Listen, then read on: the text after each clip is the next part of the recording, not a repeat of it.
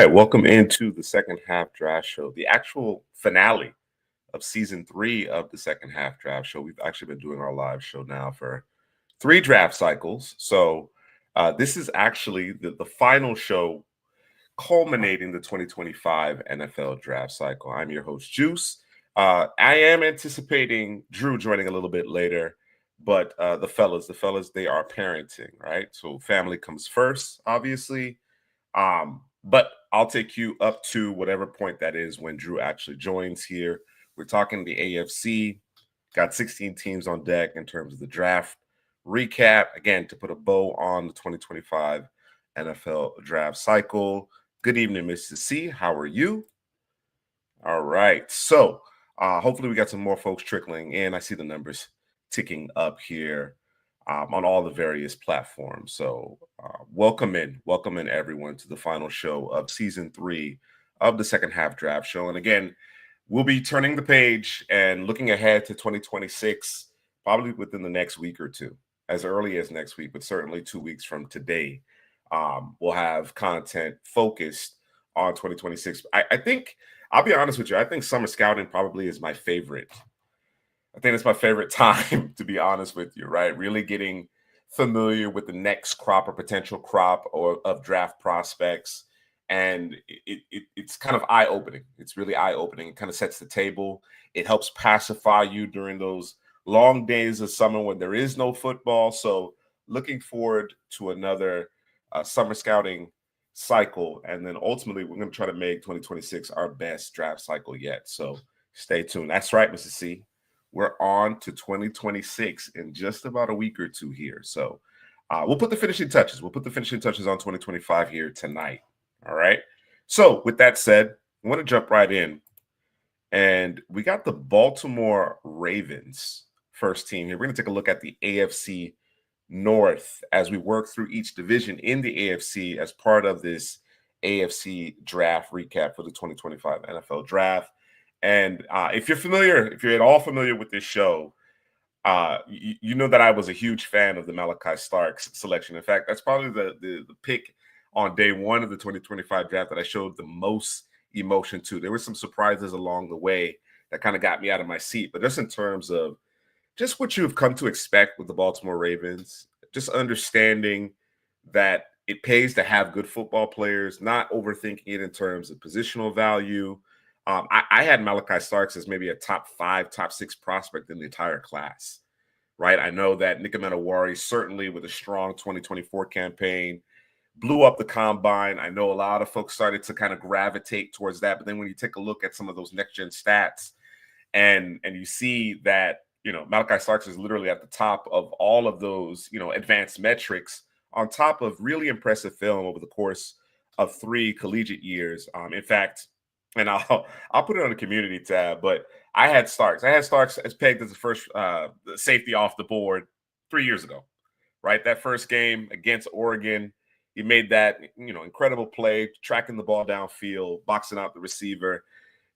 From there, you could tell he was different. You could tell Malachi Starks was different, and I'm really excited about the combination that he and Kyle Hamilton ultimately will form, that duo on the back end. It gives it so much flexibility. I think Malachi Starks has gotten maybe earmarked, pigeonholed as, a top of the roof safety. He's obviously very good as a center fielder, right? In the deep third, even in a 2 deep look, right? But he can play at every level of the defense. He's a good tackler. He can cover the slot. He can, take advantage or match up very well against those slot receivers, those tight ends, on top of what he does in terms of range and tracking the football. So remarkable football player. And again, really excited to see what that duo he and Kyle Hamilton will form can do for this Baltimore defense. I think it's going to give this Baltimore defense just another dimension. Really impressive young pair of safeties there to look forward to heading into the 2025 season in the second round. All right, move to day 2 here. And again, very much on brand for Baltimore. In the early parts of the draft, they're not doing a whole lot of moving around. They're just letting the board kind of come to them.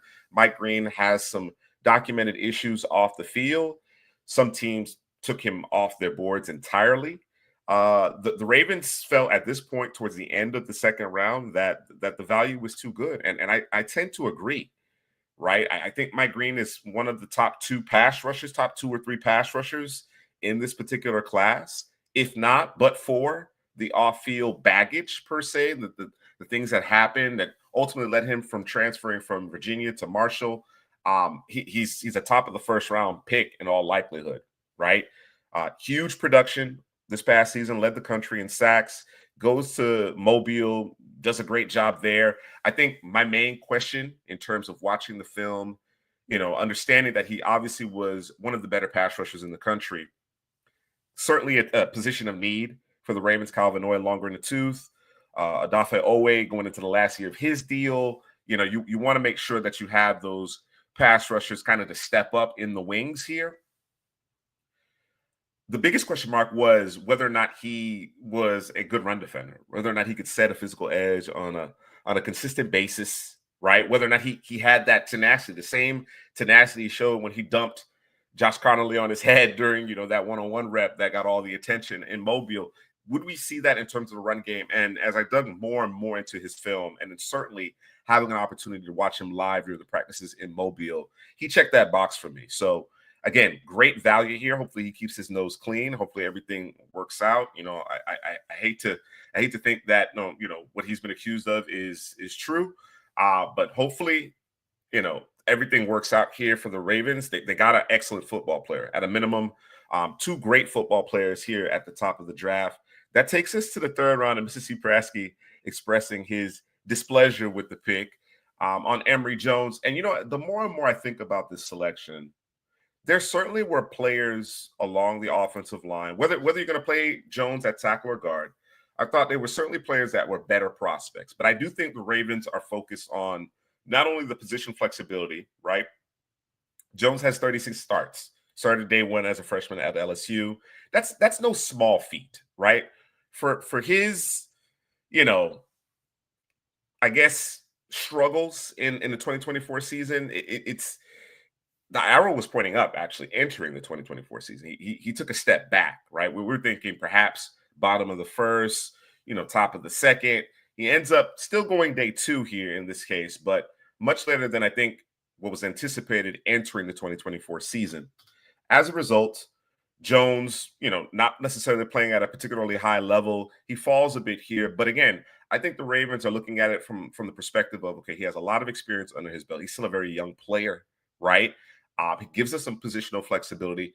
Perhaps we can tap in to that upside. Perhaps we can, with some NFL coaching, really take his game to the next level. He didn't necessarily quite live up to what we had anticipated after his first couple of seasons at LSU.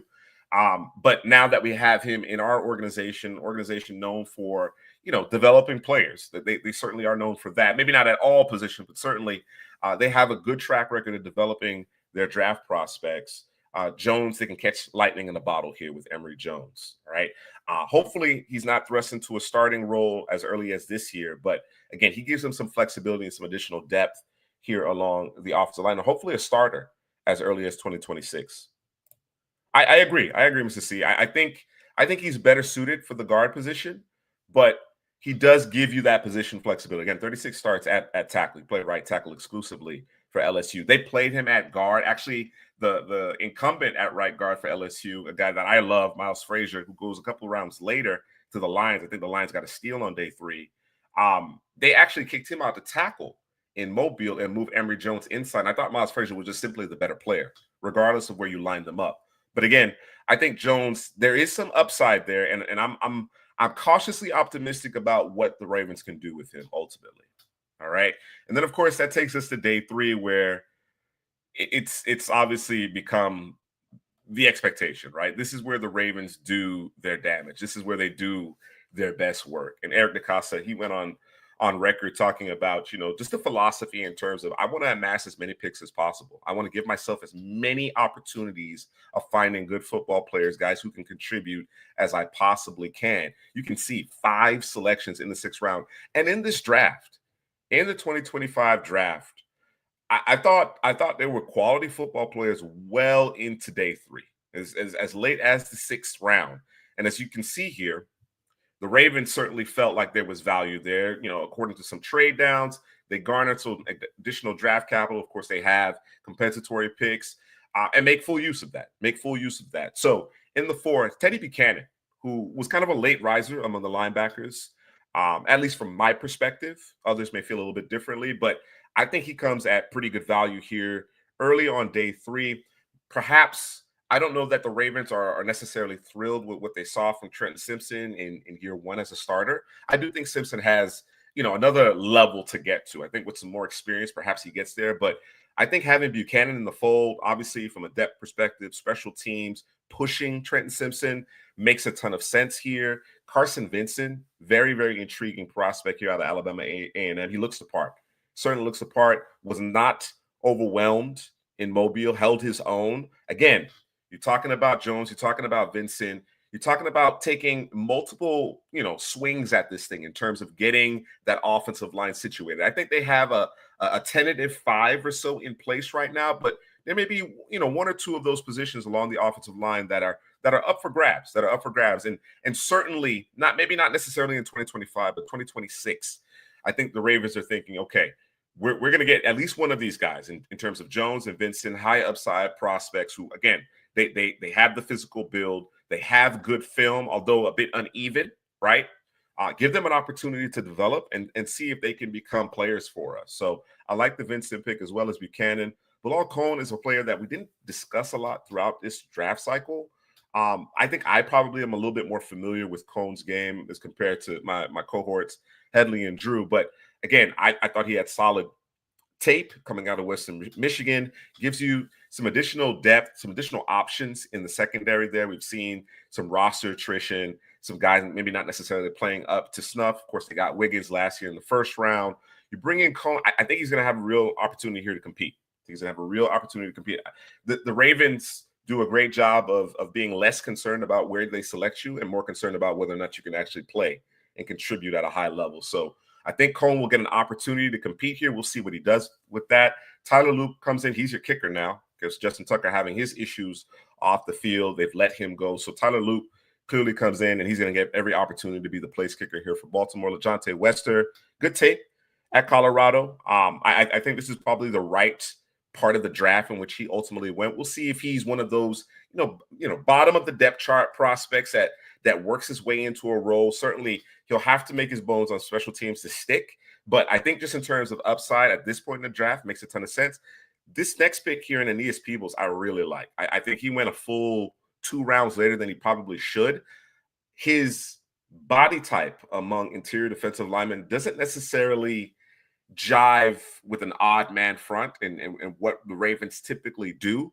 But I think the Ravens just understand that at a certain point, right, within the season, within a game, you got to be able to affect the passer. You got to have a good, nice, deep rotation, and you got to be able to affect the passer. And Peebles is as good as any interior defensive lineman in this class. Kind of has that natural leverage, being a little on the shorter side among the interior defensive linemen, the quickness, some interior pass rush moves.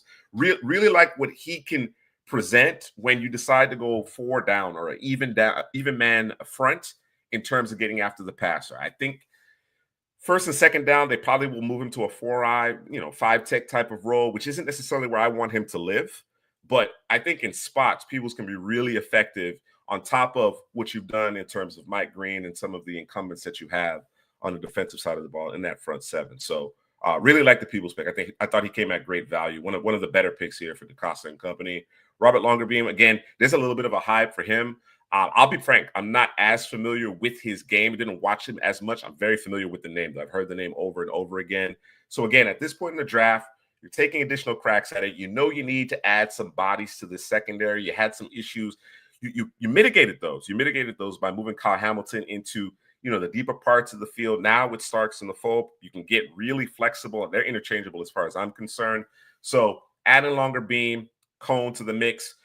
You didn't necessarily get that corner early, so this gives you an opportunity, some additional wax at solving that cornerback issue opposite Wiggins. And then, of course, you want to move Marlon Humphrey, back into the slot. And then Garrett Dillinger, went back to the LSU offensive line here. And again, you're coming away with 3 offensive linemen. You're just hoping at this point that 1 or 2 of those guys sticks. one or two of those guys becomes a player for you at some point. And again, I mentioned it earlier. Baltimore has very little. At least it seems this way to me on the outside looking in. They seem they're just not very concerned in terms of where you select a particular player, right? You see it on an annual basis, and to be frank, I think most NFL teams operate this way, but it just seemingly they're always a late round pick, a day 3 pick, as early as their rookie year, making an impact on a Baltimore Ravens team that's typically vying for, a division crown or a playoff spot. So, again, Derek DeCosta, again, showing you why, demonstrating his philosophy in terms of garnering as much draft capital, particularly on day 3, to give you as many opportunities to get good football players. So I like this class. I like this class from the Ravens. I thought maybe receiver a little bit earlier, but with the step that Rashad Bateman took, I think last year they felt more comfortable kind of staying put, and just picking up Wester a little bit later. I want to take a quick look at the UDFAs here. So bear with me just a second here. They did actually add 3 more receivers, 3 more pass catchers via undrafted free agency. And the name that stands out to me is Jamal Banks. Most recently played at Nebraska, and I kind of lost sight of him throughout this cycle. But Banks actually had a really good film coming out of Wake Forest. So interesting name there to keep an eye on. On the defensive side of the ball, we talked about that linebacking position, right? So they went with Teddy Buchanan. Buchanan's a good athlete. Trenton Simpson, I just don't know that they were satisfied with the way he played. I think he's going to get every opportunity to be the guy next to Roquan in 2025. But I agree with the notion of pushing him. A guy who did not test well, but his tape is really strong. Jay Higgins out of Iowa. I know Headley, big fan of Jay Higgins.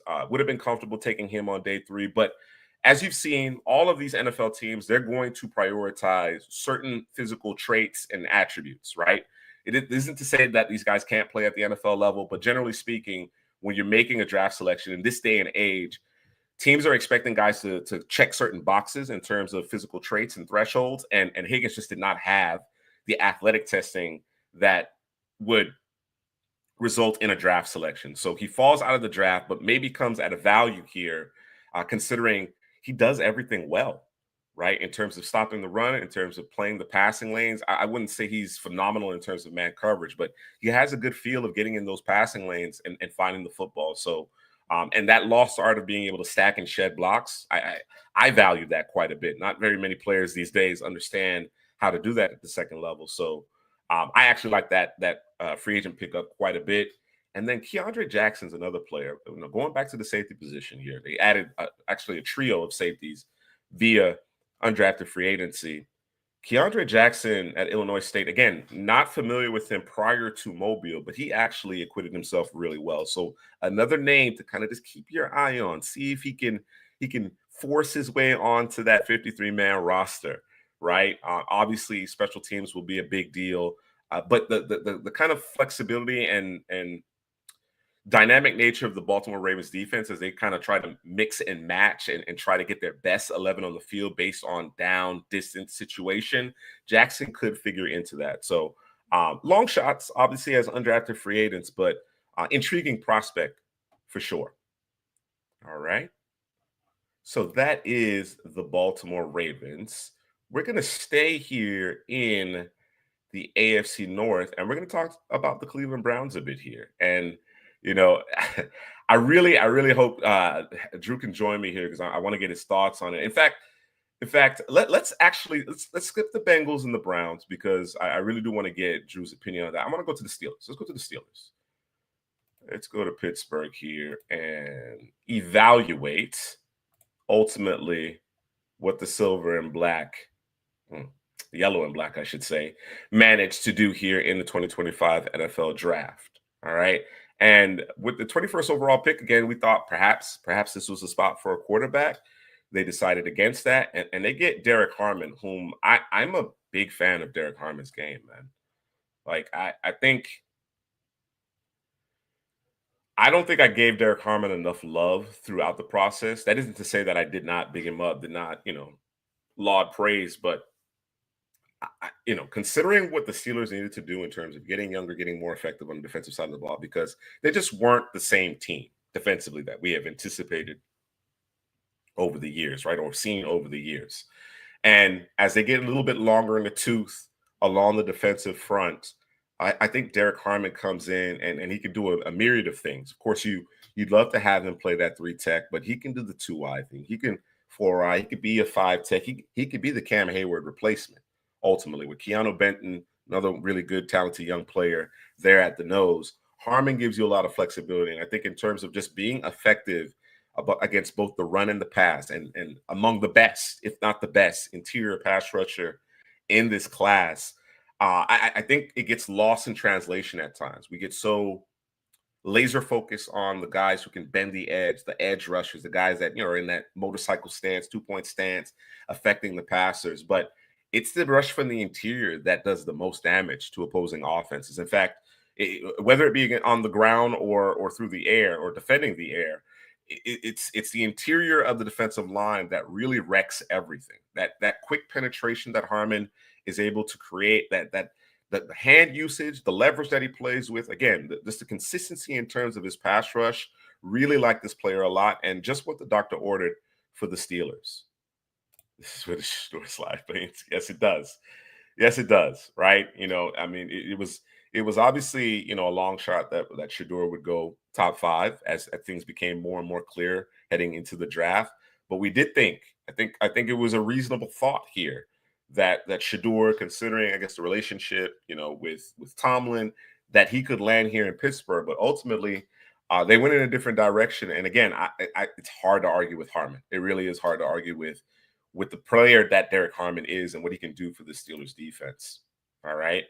Of course, the second round pick, I think we have to talk about it at least to some degree. The second round pick, Mr. C. Prasky, his Seahawks traded DK Metcalf to the Steelers. And then, of course, most recently here, just a couple of days ago, George Pickens was ultimately sent to Dallas. So the Steelers have actually loaded up. They have loaded up in terms of draft picks for 2026. I think they have like 12 or 13 picks already. So they'll be back in the draft in volume. It would seem at this point, but we all were curious as to how that dynamic would work, right? In terms of Metcalf and Mercurial Pickens, and there only being one ball, and how would that all work? And it's very interesting, and I think it's very telling that ultimately Pittsburgh moved off of Pickens. Now, I think in terms of the return, that 3rd and 5th round pick, I think that's really good value considering that Pickens has been a little inconsistent.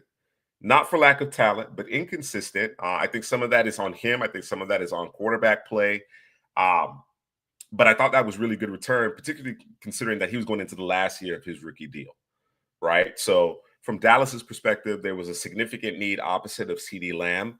I think Dallas even reported today they were interested in Rashad Bateman, but nothing materialized on that front. I think that was a good call by the Ravens, ultimately, considering that they didn't really add anything via the receiving room, nothing that we would expect to make an immediate impact. At least I'll put it that way. So that never materialized. And of course, the Steelers and Dallas didn't get this deal done during the draft. So my thought process was, well, is it going to happen? Well, it did. It did happen earlier this week. But I think great return from the side of things as it relates to the Steelers. I think ultimately adding Metcalf, moving off of Pickens is a plus. And then you're actually able to recoup some additional draft capital next year by moving Pickens. So I know Steelers fans are probably concerned about, well, what about our receiving room outside of DK Metcalf? I still believe in Roman Wilson. Hopefully he can get healthy, get situated. I think the bigger question mark is who's playing quarterback at the end of the day. I really like the Steelers' young offensive line that they are expected to field in 2025. They added a back. I'm going to speak about Caleb Johnson here in just a moment. But to me, it's going to be about the quarterback position. I think while they may not be necessarily the most dynamic passing attack, I think they'll be solid. I think they'll definitely be solid with Austin, Roman, and then of course DK Metcalf leading the way, as well as Freiermuth and company. So Caleb Johnson on day 2. Okay, big need obviously at running back. The cupboard was pretty bare, although Jalen Warren is back, if I'm not mistaken. Pittsburgh Steelers fans, keep me honest on that one. But Caleb Johnson actually fits Arthur Smith's offense incredibly well. We thought he was one of the better zone runners in this class in terms of, the one cut, patience, hit his head on the goalpost. Obviously, he has that size speed combination that you're looking for. Don't get too, bogged down in terms of the 4.5, the high 4.5, 4.6-ish 40. He plays a lot faster than that. And again, I think in terms of inside outside zone, one of the better backs in this class, and fits Arthur Smith's scheme like a glove. I think certainly if he runs faster at the combine, he goes a full round higher than this. But I think this is a pretty good landing spot for Caleb Johnson. Jack Sawyer in the fourth. Again, the Steelers trying to ensure that they keep things they keep things in its proper order as it relates to the defense, right? Having the corresponding depth and a myriad of pass rushers, a pass rush rotation here. Sawyer has some limitations, right? Noted some of the in terms of measurables, the fact that his arms aren't necessarily the longest, he may not necessarily be the most explosive, but he's a very solid player, right? Well coached, experienced player, makes big plays in big moments. I think he sets a pretty physical edge. Again, I don't expect him to become, the next TJ Watt by any stretch of the imagination, or Alex Highsmith for that matter. But I do think he's a good football player, landing on in a culture, I think, that is conducive, right? I think he's one of those players. He's one of those players that's going to kind of continue that culture, that workmanship, and just be a nice addition here and garner some depth here behind your starting edge rushers. So Jack Sawyer in the fourth. Yaha Black. I thought he was an interesting film study. I really do think he was an interesting study on film, because there were times where he was unblockable, right? And there were other instances where, he was getting moved, like a sled, right? And I think a lot of that has to do with his pad level. But again, in terms of really trying to retool this front seven, ensure that you have the corresponding depth, and then, really developing that next era of starters, I think Black was a nice addition here in the fifth round. His physicality, strength, positional flexibility in terms of alignment, right? He's an interior defensive lineman, but that the ability to line up in different alignments, right? Give you something at 4i, 5, 2i, even over the nose, I think is significant. So Black was a pretty good addition there. This is a really interesting one here in terms of Will Howard, right? I think considering his playoff run, I thought Will Howard might have gone a little bit earlier. I think ultimately he goes where he needs to go. I think before the Ohio State transfer, Kansas State, intriguing athlete, probably goes undrafted, right? I think just considering how the NFL viewed the quarterbacks, and even in my case here, I think Will Howard was a day 3 prospect at the end of the day. Certainly helped his draft stock. That may not necessarily, it may seem counterintuitive because he was taken in the 6th round, but again, I don't think he would have been drafted prior to going to Ohio State. The reality is that he was surrounded by a ton of talent. He was in literally the best environment, the most conducive environment to success. He did take advantage of that, though. Let's not kid ourselves. So interesting. I like the idea of drafting a quarterback, adding a quarterback. I think the thought process, at least, perhaps it still is Aaron Rodgers will be the guy. I don't know. So it makes sense to draft a young arm here, see what you have. Ultimately, at the end of the day, maybe a career backup type, but certainly Will Howard's stock was helped this particular season. I think he took a step as a passer. What happens when things break down, when it's not clear, when that first read isn't necessarily available to you, or it's not schemed up beautifully? That's the question. That's really the question. But again, makes a ton of sense adding an arm to that quarterback room here, and then Bruner and Dent to round out the Steelers draft class. All right, so a little light on draft picks per se, but you got to add DK Metcalf to the calculus here. So ultimately, I thought the Steelers addressed all their needs. They addressed all their needs. I think perhaps the only pushback I would give is the quarterback situation. At the end of the day, it's the most important position. It's an unsettled position at this point, right? Of course, they did bring back Mason Rudolph. The Steelers are gearing up perhaps to draft a quarterback next year. They certainly have the draft capital to be aggressive if they're so inclined. So we'll see how it all plays out. But good football players, I think, top to bottom, good football players. But again, didn't necessarily solve for the quarterback position. So there you have it with the Pittsburgh Steelers. Before we move on, let me take a quick look here, see what we have in the way of undrafted free agents. Let's see here. All right. Okay, so we talked about that receiving room a little bit. The one prospect that Pittsburgh added that I'm aware of at this point, this may be a dated list here. Rock Taylor out of Memphis. I thought he had some pretty good film. Torched FSU. Shout out Headley. Rock Taylor's an intriguing prospect, right? And I don't know that this receiving room is so phenomenal that he wouldn't be able to crack the 53-man roster with a strong camp showing and ultimately making some headway on special teams. So that's the name that I would keep an eye on here for the Pittsburgh Steelers among their undrafted free agents. Right. So thought Drew was going to join me. He's having some technical difficulties. Let's turn our attention to the Cincinnati Bengals. And the Bengals, their draft class is a very interesting one. It's a very interesting one. I thought it started off perhaps a little questionable, but I thought they ended it on a fairly high note. So as you can see, not a lot of draft selections, no trades. I think that's a missed opportunity, to be perfectly frank. I think the Bengals, considering their needs, considering the fact that they're really truly rebuilding their defense, and that's I guess that's at the core of my criticism for the Bengals here, right? You have Joe Burrow, you've paid both of your star receivers big money, and that's not really the formula. It's not really the formula to have two receivers making 30 plus million. It just isn't the formula that is typical of teams that have consistent success. We were waiting. Are they going to address the interior of the offensive line? Are they going to address the interior of the offensive line? They eventually got to it, right? So after the Shamar Stewart selection, whom is really the epitome of boom or bust, right? We saw kind of the scant production at the collegiate level. I think some of that is on Stewart. I think some of that is just on the way he was deployed at A&M.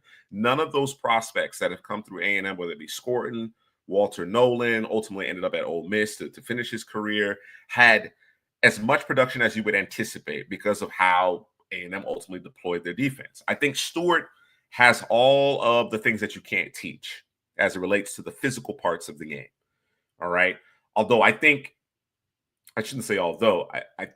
his issue is he needs to improve his hand usage, albeit when he got moved to the 7 and wide 9, he looked like a different player.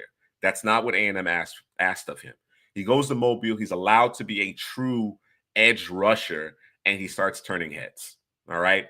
And then you punctuate that with your measurables and your testing.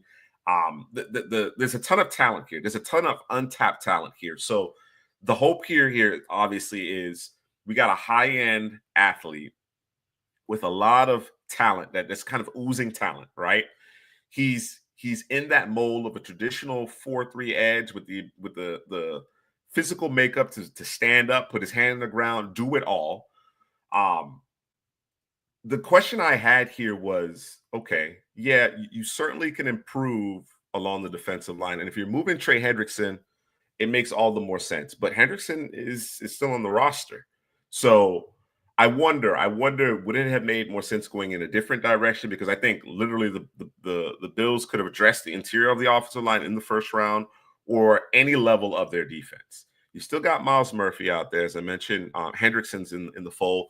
Doesn't hurt to have Stewart as part of that rotation, right? And ultimately becoming one of those guys, assuming he reaches kind of that lofty expectation that folks have for him.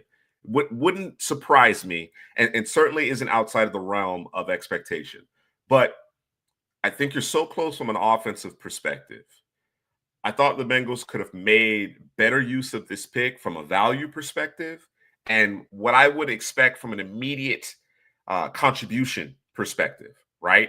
In order to get over the hump, do you have what's in place. Now, the Bengals brass may feel differently. They may feel differently about that. They may say, no, Stewart's ready to go. He just needs to be put in a position to be successful. Or we're ready at edge, right? This is really to fill in the Sam Hubbard thing. Miles Murphy is ready to take his step.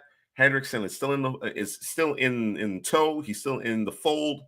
Stewart will just be sprinkled in. We'll bring him along, right? So any number of those different types of thought processes might be part of the calculus here, but this is definitely a boomer bust selection in my mind. Again, really talented player, really a lot of talent to tap into yet still, but again, I'm looking at it through the prism of the Bengals offensively being ready to go right now. Was this the right pick? And when I say ready to go offensively, from a skill position perspective, most of the offensive line, they are definitely ready to go. Demetrius Knight it just kind of compounded it for me as it relates to the Bengals draft class, right? Again, he checks the boxes from an athleticism perspective, right? I thought there were quite a few linebackers that I would have taken ahead of Demetrius Knight. Now, I've gotten to understand Demetrius Knight's story a little bit. Really impressive young man. I think he's all business. He's buttoned up, got a great head on his shoulders. Given the opportunity to continue to develop, I'd hate to see him thrust into a significant role out the gate. But based on where you're taking him, I think that may be the case. I think that may be the case. So hopefully they can get him up to speed quickly. Again, Stewart and Knight, they absolutely check the boxes from a measurables perspective, an athleticism perspective. There's a bit more that I want to see from them on field in terms of their production, in terms of being where they need to be. In the case of Stewart, it's finishing. In the case of Knight, it's obviously finding the football. I thought he definitely took a step this past season. That is Demetrius Knight. But there's still some instances where he just doesn't, his head isn't necessarily on a swivel, right? He's thinking a bit too much. So you don't necessarily always see that athleticism that he possesses because he's a step too slow. There's a misstep, right? The ball is whizzing right past his ears because he's not diagnosing it quickly enough. Instincts come into play here at the second level of defense, and that's my biggest question mark with respect to Demetrius Knight. Dylan Fairchild and Jalen Rivers, two guard selection, interior offensive lineman selections. Again, been calling for this for several seasons with respect to the Bengals, right? It's about keeping Joe Burrow upright. Burrows takes too many hits. And again, I talked about it with respect to the Ravens. An interior pass rush is significant, right? In order to be effective in terms of a defense and to stymie said effectiveness of the defensive pass rush, you got to be able to be stout up the middle. So I think the battery of Fairchild and Rivers actually gets the job done. I like Rivers quite a bit. I think he would have gone perhaps maybe 2 rounds earlier had he had a better Senior Bowl. I thought he started the Senior Bowl pretty well, but didn't finish very strong. He struggled on days 2 and 3. So he falls into day 3. Fairchild, again, a little bit, the Georgia offensive line as a whole, I'll put it that way. The Georgia offensive line as a whole underachieved a bit this year, but I think those two players, one of them is going to hit. One of them is going to be the panacea for the interior offensive line here, one of those guard positions in Cincinnati, which, again, to me, unlocks everything. Cincinnati's already a potent offense. If you can protect Joe Burrow, I'm not sure how you defend those wideouts. I'm not sure how you defend this passing attack because Burrow can be surgical. So I like the fact that they made a concerted effort to actually address the interior of the offensive line. So what kind of surprised me a bit here is that, okay, so you went with Demetrius Knight in the second round. You felt strongly about him, albeit I have some concerns. Well, then in day 3, 4th round pick, you don't have a lot of selections here. You go to Barrett Carter. And again, Barrett Carter, a bit of a down campaign in 2024, but a good player. In fact, I think just in terms of maybe not necessarily the 2024 tape, but in totality of careers, Carter has been the better player than Knight. So are you hedging here? Were you not fully sold? Are we just going younger at the second level? Logan Wilson's still out there. Pratt, I believe, is still under contract, although they're ready to move off of him, if I'm not mistaken. Again, Bengals fans, keep me honest here. It just seemed like they could have made a better use of either the second or fourth round selection. I don't think doubling up at this in terms of the second level defender here was a great use of limited draft capital. They don't even have a full complement of picks here. So a little bit of a question mark there, but I like the player though. I do like the player, and hopefully Carter bounces back. Again, the 2024 campaign wasn't his best. And then finally, Taj Brooks, who got kind of lost in a really deep running back class, but there were some good backs that came off the board late in this draft. And in the sixth round in particular, Mississippi Nebraska got one of them. One of my favorites in terms of Damian Martinez. Brooks is another bigger back that offers some physicality. And I think he pairs very well in terms of what they were looking for last year to complement Chase Brown. Brooks pairs very well with Chase Brown, giving you a little bit more physicality, size, short yardage, teeth. And really nimble feet for a larger back. We're talking 225, 230. I think those feet are very light. So one of their better selections, I believe, at the end of the draft here. So that's the Bengals draft selections. That said, as I've done already with Baltimore and Pittsburgh, I want to take a look and see what they did in the way of undrafted free agents. Let's see here. Cincinnati. All right. So I'm sure some of you are familiar with the name Peyton Thorne. I think that's more of a camp arm than anything else. The name that jumps out at me among this group is Howard Cross, interior defensive lineman for Notre Dame. I think that was a nice, shrewd pickup, right? Cross suffered an injury this past year, and as a result, it tanked his draft stock. It absolutely tanked his draft stock. But entering the 2024 season, Headley in particular was very high on Howard Cross.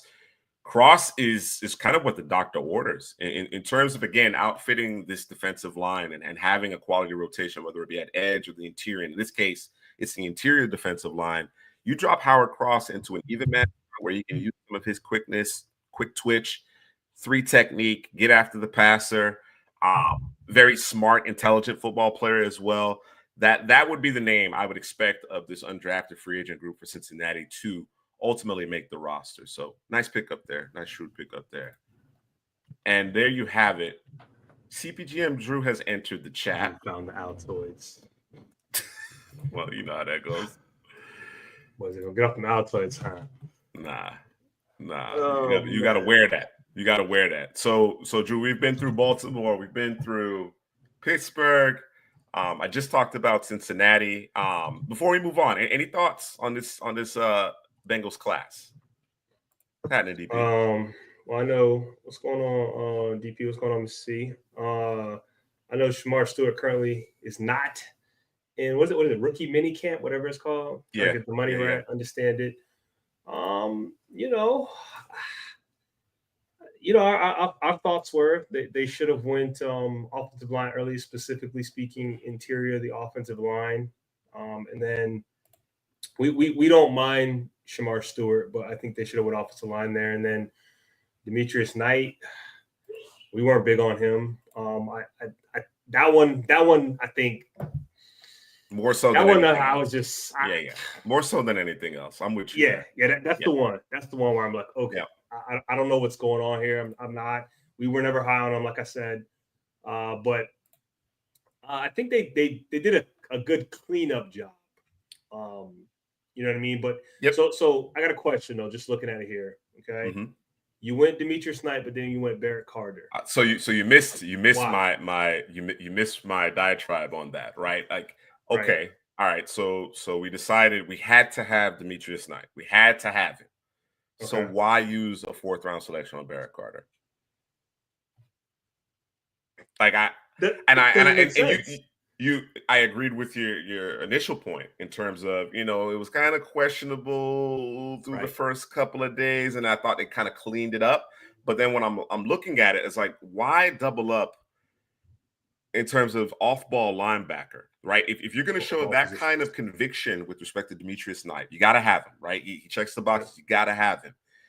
You could have made better use of that 4th round selection. You could have addressed your secondary that needs some help. Cornerback position is a question mark.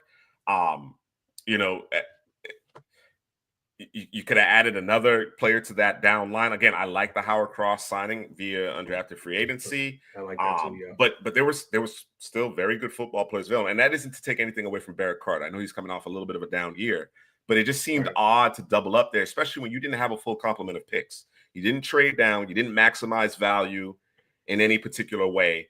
I thought you mentioned, yes, our mindset was just instead of rolling the dice on Shamar Stewart, because again, Stewart is a boomer bust in my mind, right? Instead of that, although it's clear what they're thinking here, right? We're going to bet on the traits. We're going to let him rush the pass and get upfield, not do the Texas A&M thing with him. I thought they cleaned it up by going with Fairchild and Rivers, right? In terms of getting the interior of that offensive line situated. One of those two are going to hit. You know how I feel about Rivers.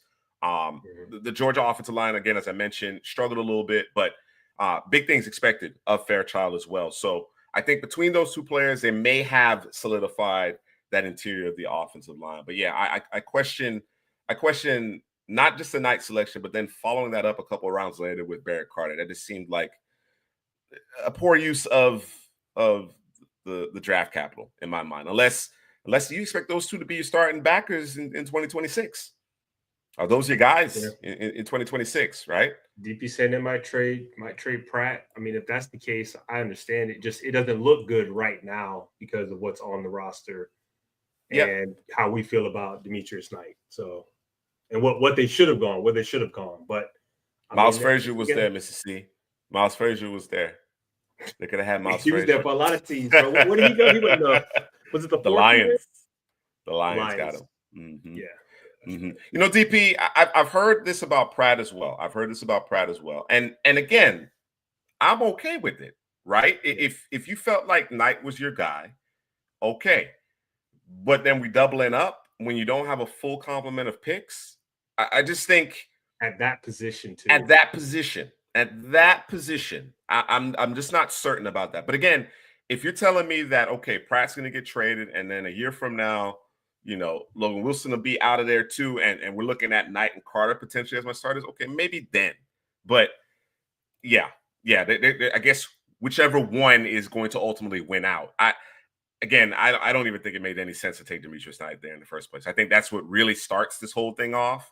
But again, if you're going to show that kind of conviction in Knight, then I thought with all the other areas of their defense that they needed to improve, I don't see a corner here, right? Yeah. I don't see a corner in this class. I thought that was as deep as the corner position was. Yes. You didn't even grab one of them. Yeah, it's crazy. Bro. Absolutely. But absolutely. All right. One final team here in terms of our AFC draft recap for the AFC North, and that's going to be Cleveland Browns. Save the Cleveland Browns. Oh, man, you did it, bro. Saved them for you. All right. So the Browns were busy in this draft, right? They were in the 2-hole. I think, you know, the thought process here was Travis Hunter. They're going to go get Travis Hunter, right? And they're going to figure out how to leverage that skill set on either side of the ball or in conjunction with, right? Ultimately, they decided against that. Okay. And in my mind, I thought, okay, all right, well, they're going to play the law of averages here. They feel like they have so many needs that the additional draft capital that they're going to be able to acquire via trading down and passing up on Hunter, it was worth it at the end of the day, right? And it's fair in the sense that Cleveland has a ton of needs. There's no question about that, right? Very few positions on this team that are solidified entering the draft. So they trade down to the fifth overall pick, and ultimately they get Mason Graham, who we've kind of had pegged going in that fifth slot, whether it be Jacksonville or any other team throughout the balance of the draft cycle. So what do you think about their first round selection and the decision ultimately to trade out of the second hole? Yeah, I mean, I don't like it because you're giving up a transcendent generational player in Travis Hunter, right? I mean, I think they got a pretty good haul in return, and we really like Mason Graham, pairing him next to Myles Garrett. I think that is a match made in heaven. I think they're going to do some damage on that defensive line and cause a lot of havoc, keeping JOK free to do his thing. But I don't know that I would have done that. I'm not mad at the player that they ended up getting with the fifth once they're in that fifth spot, but I just don't know that I would have given up Travis Hunter. And my question to anybody who's drafting Travis Hunter, what position is he playing for you predominantly? Because for me, he's playing corner, but I think, for Jacksonville, it's going to be receiver, because I think he's a more polished corner than he is a receiver. Well, it'll be interesting to see how that plays out, because I think Jacksonville clearly had needs at both corner and receiver. They did. The good news is that, and check out DP's breakdown on Hunter on the scouting room channel. All right, be sure to check that out. The good news is that you got Brian Thomas Jr., and that's receiver one, right? Okay. So in my mind, that would be the plan. The plan would be, I need you to play corner. I need you to lock in that corner, and then I'm going to find and pick my spots for you to play receiver. Now, Jacksonville could turn around and say, you know what, we got to do what's in the best interest of Trevor Lawrence, right? And we want Travis Hunter playing offense full time. I'm not mad at it. I'm not mad at it. But to me, if you're going to make that trade up for Travis Hunter at the end of the day and give up that draft capital that you did, and I thought Travis Hunter was the perfect single player for Jacksonville, and we're going to get to them in more detail when we talk about the AFC South. But it was two birds, one stone with respect to Hunter, right? And that defense, as bad as the offense was, and the fact that they had all these guys dropping passes, no Gabe Davis, Christian Kirk injured, going to be probably on his way out. Like, with all of that going on, I certainly understand them saying, you know what, we got to get Trevor Lawrence playing confident ball again, right? So that's what we're going to do. We're going to prioritize our receiver one in this class, the top receiver in this class, in Travis Hunter. But I think it'd be a missed opportunity if he didn't play a healthy dosage of snaps on the defensive side of the ball, because they got needs. They got needs at corner. But we'll get to their draft class here in just a second. Not mad at the Mason Graham selection, right? All things considered, after the trade down. Again, I thought Cleveland, every team could use a Travis Hunter, right? But Cleveland ultimately said, you know what?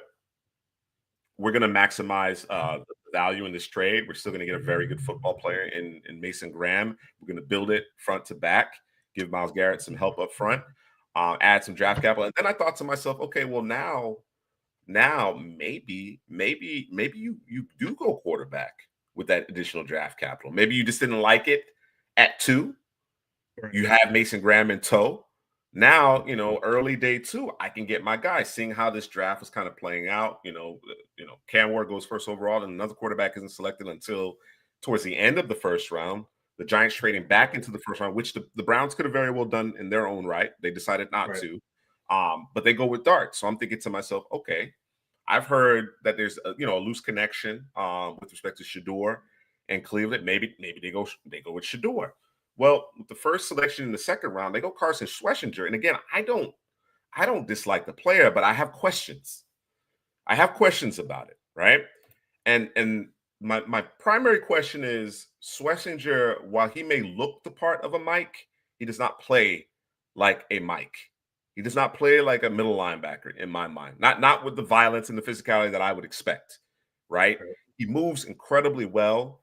He does a good job avoiding blocks, sideline to sideline. I mean, in terms of carrying, tight ends and slot receivers down deep the middle of the field in that cover 2, he's the best in the class at that, right? I think he might edge Campbell just a little bit in that regard. Campbell obviously being the better overall player at the position, but Schlesinger does those things very well. But I'm thinking to myself, well, you got JOK. You need an actual Mike. You need an alpha in terms of setting that tone, physicality. So that's my question mark there. Can Schlesinger be that player? What are your thoughts there? Yeah, I mean, I don't know, bro. I would like to think so, because he plays so well in coverage. He plays so well in space in terms of coverage. But in terms of coming up, stacking and shedding, not that we don't see that a whole lot with linebackers in general, but for him in particular, I mean, if he gets reached, if they get a hand on him, bro, it's over pretty much, right? But if he's able to beat that guard, that tackle, whomever it is, fullback, whatever it is, that's trying to get to him or get to that spot. If he can beat them, he's going to end the play himself, right? So maybe, the DC or linebackers coach said, hey, we can fix this, right? Maybe they had him sit down and said, yo, man, how did you miss this? Like, how did you not see this? How did you, why didn't you, what I'm saying, take the right angle here, what I'm saying, the right position here, and maybe he answered those questions in the meeting room. But in terms of just looking at the tape without speaking to him, I'm with you. I'm a little nervous at him playing middle linebacker. Right now, they have him as the strong side linebacker. But he moves and he plays more like a weak side linebacker, which we know that's JLK spot. He ain't going. That's JLK spot.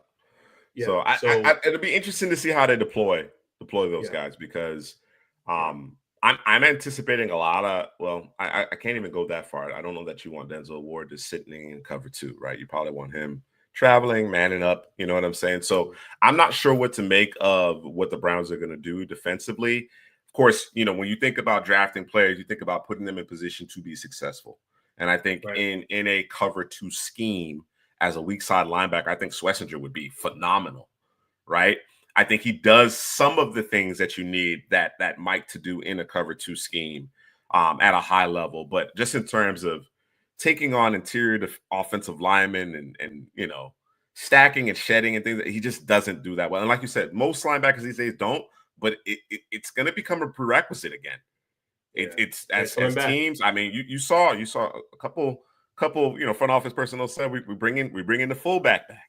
You know what I'm saying? Like, I'm telling you, man. So that's my big question mark with respect to him being taken as early as he was. They went and got Quinshon Judkins, and again, we're looking at a kind of a brand new running back room. Judkins, when you start talking about Ole Miss Judkins, yeah, man, it wasn't. That's not to say that he wasn't good at Ohio State. Yeah. It wasn't to say that he wasn't good at Ohio State. He was good. He was very good at Ohio State. But I like the Ole Miss Judkins. If we can get back to that Ole Miss Judkins on top of what Dylan Sampson offers, on day 3, I think you're in good shape. I think you're in good shape. You got some good, young legs in that backfield, guys who can obviously make guys miss, move the pile a little bit. You know what I'm saying? I think the Browns did a good job of kind of, replenishing their running back room with guys getting older, injuries. Jerome Ford, I believe, entering the last year of his deal. Maybe it expired, whatever the case may be. I think the Browns certainly took care of their running back room there. Harold Fannin in the 3rd was a bit of a surprise. Not in terms of where he was selected as far as the draft spot, but the Browns picking him, right? What do you think? How do you think they're going to deploy Fannin moving forward? Are you expecting him to be flexed out with Njoku in line? Like, what's the how do you get all your guys on the field? My thought process, we don't play the matchup game. That would be my thought process, because if you're not doing that, I don't know what you're doing. Yeah, right? You can't. You're not going to ask Fannin. I mean, you can, but you're not going to ask him to play in line. I think you're taking away a little bit of his superpower.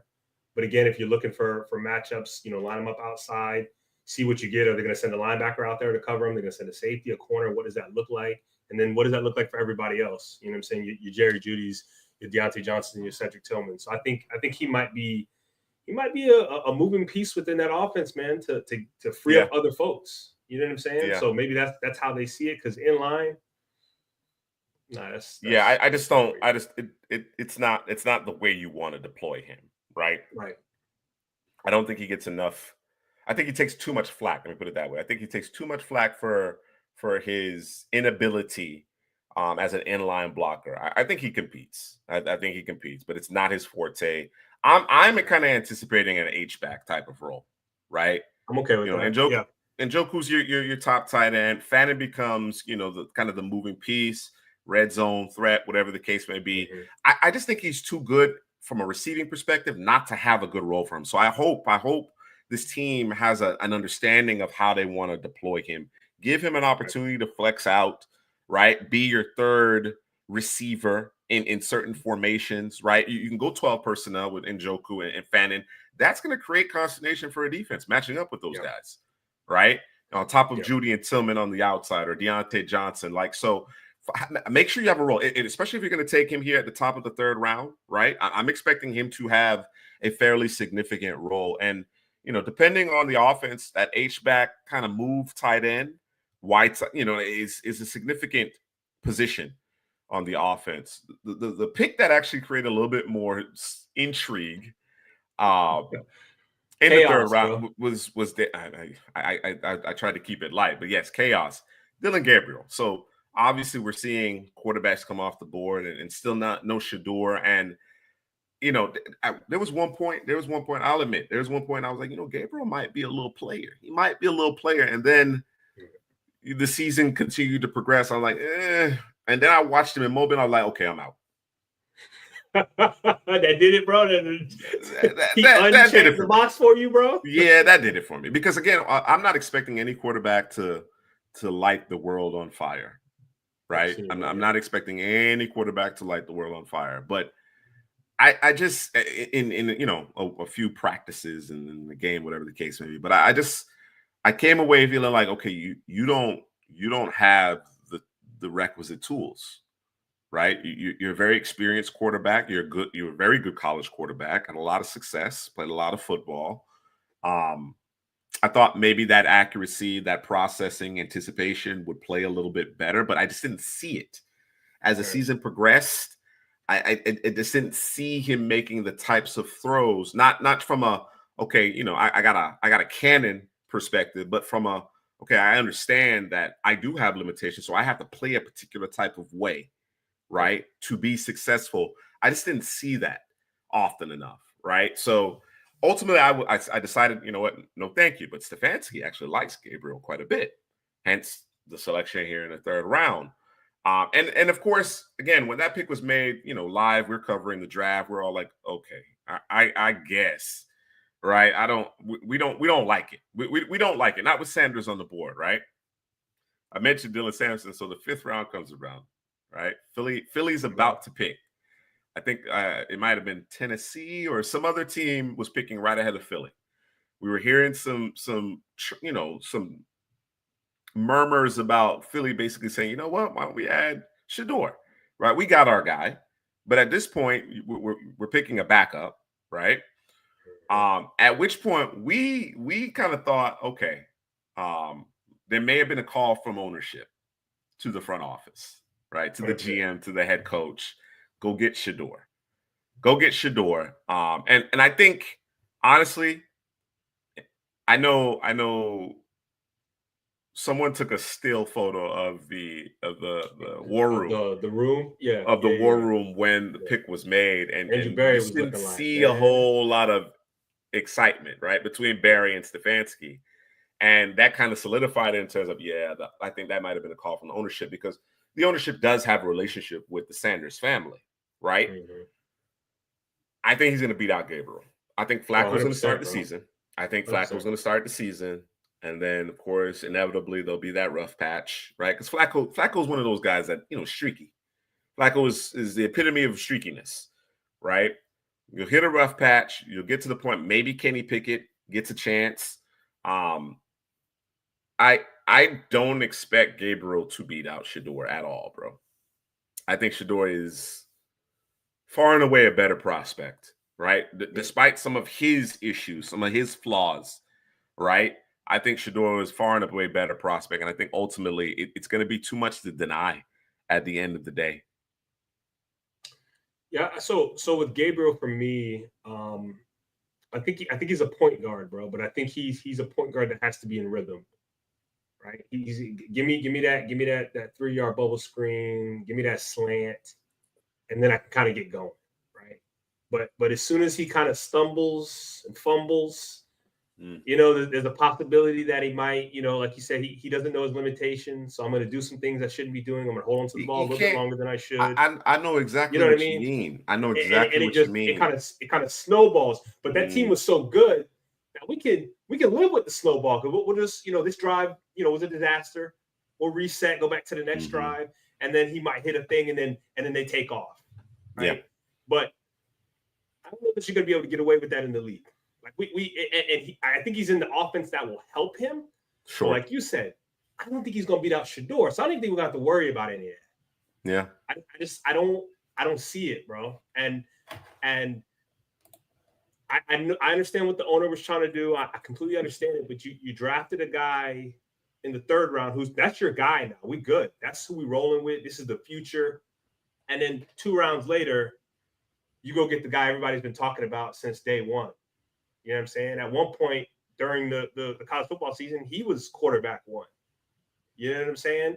And I don't know what happened between the meetings and the workouts and all of that stuff. I don't have. I could guess. But you know, now if you're dealing Gabriel, how you feel, bro? You went from being on top of the world to now I got to compete, and not only do I got to compete, I got to compete with a guy who's pretty fucking good, bro. You know what I'm saying? I honestly, bro, I think in all likelihood, Cleveland would have been back in the quarterback market next year, right? I think it's still a distinct possibility, right? I think they like that class. I think it was Cam Ward or bust, effectively, right, for Cleveland. They were in the 2-hole. They did not have an opportunity. The Giants, they tried to move up. I'm sure Cleveland made a call. They tried to move up. Titans were like, nah, we're good. We're going to stick with Cam, okay? So as a result, Cleveland felt, and to me, this is part of the reason why they opted against selecting Hunter with the 2nd overall pick. They thought to themselves, well, we're going to have to solve for this quarterback thing, all right? Our guy is Cam. If we don't get Cam, we're punting. We're punting. We're going to trade down. We're going to get as much draft capital as we can, and we're going to look towards, this next class, which we think it will give us a better opportunity. We'll have more options at the quarterback position. Okay, fair enough. All right. That's all fine and well, but you still came away with 2 quarterbacks in this draft class. And that's the part that don't make sense, bro. That's the part that I'm struggling with. You can't connect it, bro. It's not exactly. Which again tells me that head coach, GM, ownership were not aligned here. They were not in complete lockstep here, right? I think GM, head coach, they were like, okay, we'll add an arm. The guy we want is Gabriel, right? We like how he operates the offense. We think he'd be a good fit. I'm sure he had great interviews, whatever the case may be. We're going to add him, okay? We already traded for Kenny Pickett, and we're going to, it's Flacco's job to lose. So that's the battery of quarterbacks that we're going into camp with, okay? And I think in a vacuum, assuming Sanders wasn't on the board, makes a ton of sense to me. That makes a ton of sense to me, right? Because you're adding Gabriel because, you never know. But in the same breath, we kind of know. You understand what I'm saying?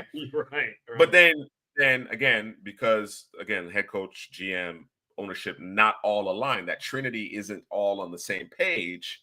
Shedeur is now added to the mix. Now, had they taken Shedeur with that 33rd overall pick, I wouldn't have batted an eyelash. Yep. So you're playing with house money. It's just a question of, well, what could you have done differently at this point, right? How much more could you have helped your team? Because only one quarterback is going to get on the field at the end of the day. Flacco is not the long-term answer. I don't know if Kenny Pickett is going to get, that true opportunity. Perhaps he will, but I'm not sure if he's going to get a true opportunity to be the guy, right? You just kind of know that, Flacco's good for 6 weeks. You know what I'm saying? Flacco's good for about 6 weeks, and then it'll probably be, probably need to go in a different direction. But now with Shedeur being part of the calculus, to me, it changes the landscape. Best case scenario, in my mind, Shedeur, Gabriel, Pickett, one of those guys figures it out. Best case scenario, in my mind. One of those guys figures it out. Now you have a litany of draft picks going into 2026.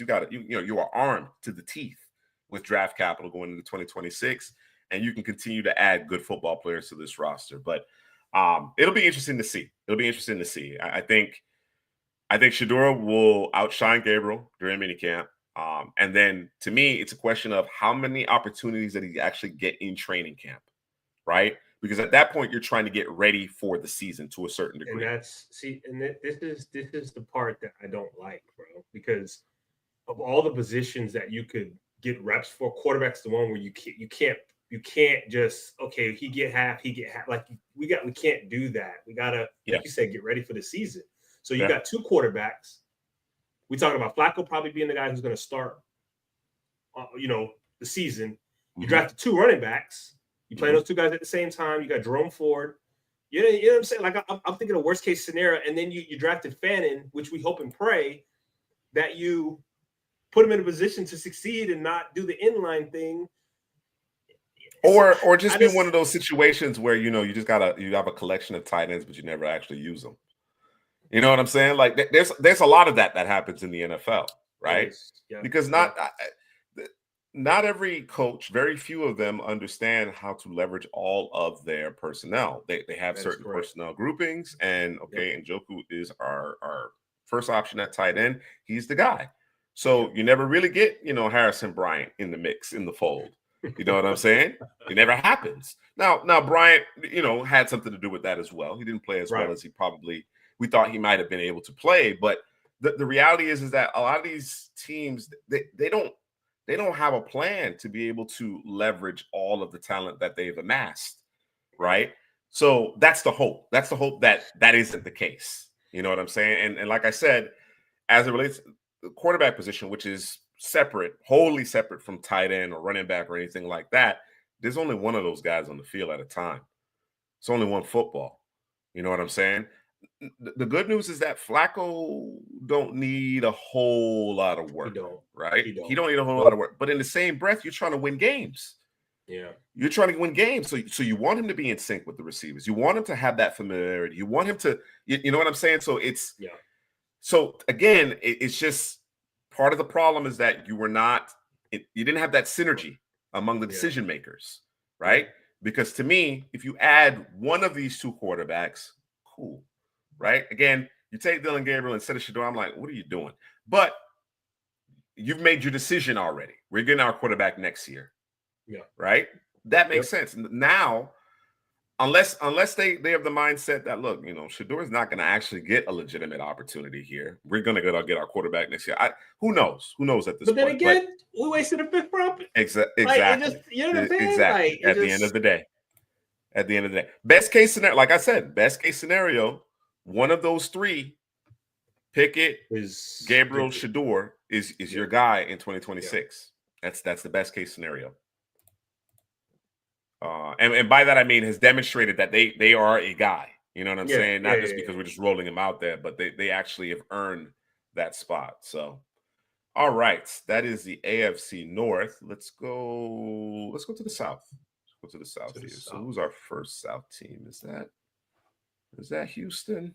All right, so we got Houston, Indy, Jacksonville, and Tennessee. All in a row, bro. Yep. All right. So, Drew, the Texans, they traded out of the first round.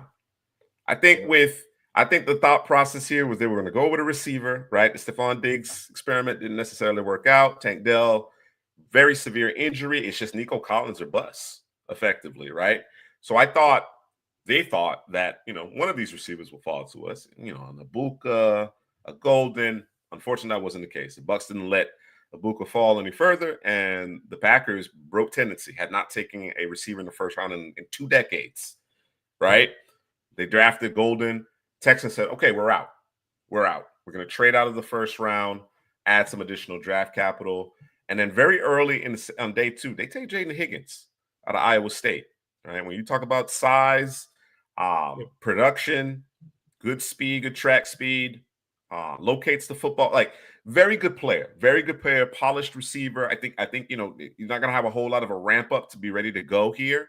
But what really kind of put it over the top for me is that they got his teammate, Jalen Noel, in the 3rd round. So again, Iowa State, they had a pair of really decorated, polished receivers with different skill types, which you now adding to Nico Collins. I thought all things considered, they did a really good job in terms of addressing their receiving room there. What do you like about Higgins and Noel? Well, I mean, so I think Noel. Well, when they drafted Higgins, we're like, isn't that kind of a redundancy with Nico Collins? We're kind of figuring out like we don't know that doesn't kind of make sense. How are they gonna deploy him? Because what they really need is a Tank Dell. That's what they were kind of missing, right? Right. And I think they went and they got Jalen Noel, and I guess that is their Tank Dell. right? Mm-hmm. A smaller receiver like you talked about. He a little stocky. I think he was at 200 pounds. He's a little stocky for like. It's a little bit less than that. A little bit less than that. Like 190-ish. He's like 190. Let me see. Noah's good size. He's solid. He's solid. He's not one of these rail thin receivers, and there are quite a few of them in this class. But yeah, Noah's solid. Yeah. Yeah, I mean, he's a guy who can get in and out of breaks. I mean, he is going to be their tank down, as far as I'm concerned. Okay. Jaden Higgins, I'm still kind of.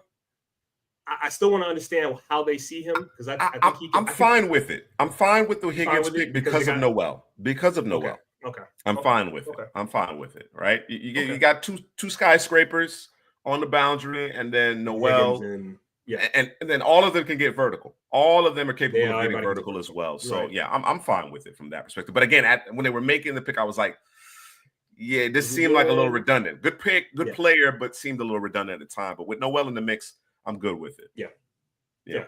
No, I agree. And again, we always talk about the quarterback position. What do we want to do? We want to be able to evaluate them. Not that anything's wrong with CJ Stroud, but you want to get the offensive line right, and you want to get your receivers right. Well, they did the receiver thing with those two picks, and then they've been working on this offensive line this entire offseason, have they not? Yeah, they've been kind of tinkering and making a couple of moves, and they went and they got Ursary, big wide body, not the greatest of movers, but a guy who's going to open up some holes and some lanes in terms of that run game.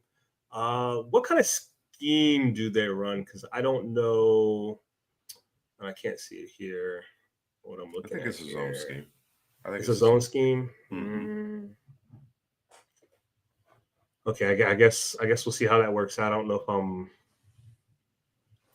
You love it. You love it from that perspective. But I think just in terms of trying to find the long-term answer at left tackle, I think it's worth the investment, right? Okay.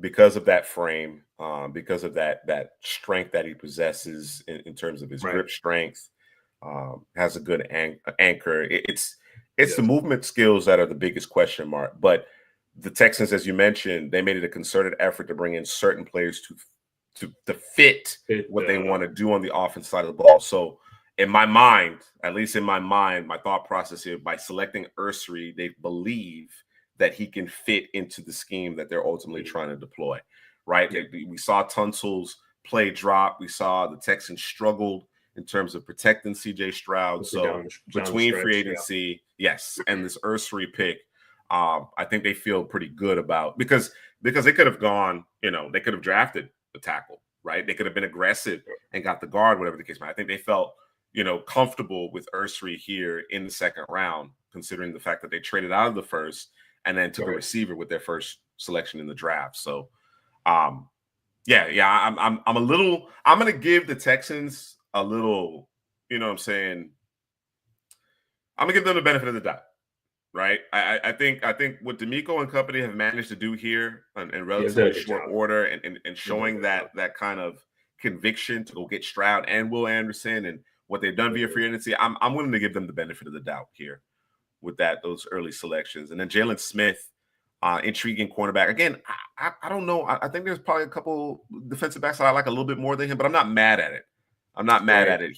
He's not going to be thrust into, I think, a ton of, he's not going to be a starter, right? You got the superstar. Nah. Yeah. You got a superstar, and then Lassiter actually played Lassiter really on the other side. Yes. And then Petrie in the slot. Petrie they don't have to throw him out there. Yeah. But I think he's a guy who locates the football well, turns, and gets his hands not necessarily interceptions, but can knock the ball away. So, yeah, I'm not. Can't have enough. I don't know if I went corners there with it, but sure. But you can't have enough corners though. Can't have enough of those guys. So, not mad at that. You're gonna have to convince me on Woody Marks, because I thought there were better running backs available than Woody Marks. Jalen Reed stepped up this year in that Penn State secondary. Again, adding some depth, whether it be special teams or just on the back end. They kind of already have their guys in place, but Jalen Reed's a quality football player. We're going to have to talk about Grant Merms, Keontae Hamilton, and Luke Lachey. I thought, man, I know Luke dealt with some injuries and Iowa, while they weren't the most boring of offenses. Why do you, why I know at one point it was tight end you, bro. Yeah. But why do people keep continuing to go there, bro? Go to Miami, like go to Miami. You can go to Georgia. Like, why do you continue to go? I know that it's because of you in terms of your blocking. I know it's because of what these guys can do in line. It's because of what they can do in line, right? Like I think there's always going to be opportunities for those types of guys at the NFL level. Teams carry 4, 5 tight ends, right? Because they're used in so many different ways in terms of special teams and sub packages and so on and so forth. So they're always gonna get that opportunity. I think Luke in particular probably is a better player than the 7th round selection. Oh, 100%, actually, bro. Oh yeah, kind of signifies, right? So there've been some mitigating circumstances in terms of his draft stock, but I just think in terms of being able to get him this late, if you're able to get him healthy and on the field, might hit lightning in a bottle, bro. You might hit lightning in a bottle. Exactly. Yep. Talk to me a little bit about Woody Marks, man. I'm trying to understand it. No, I'm with you, bro. There was better running backs on the board, but I like Woody, man. He got good hands coming out the backfield. He's got good balance. He doesn't have. I don't know that he's excellent or great at anything. I think he just plays the position of running back well from a third down perspective. Yep. From a pass pro perspective, from reading the right hole. He's not going to hit his head on the goalpost when he makes it like that. So I think from a Sparky or Raz, he's just that's not him. But he's a Toyota, bro.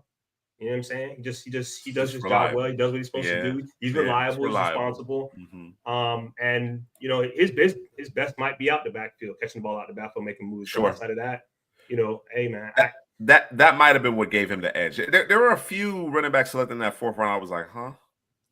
Yeah. Over that guy, over this guy, like the one that jumps out to me, NFC with the Rams, Jarquez Hunter. I'm like, huh? Yeah.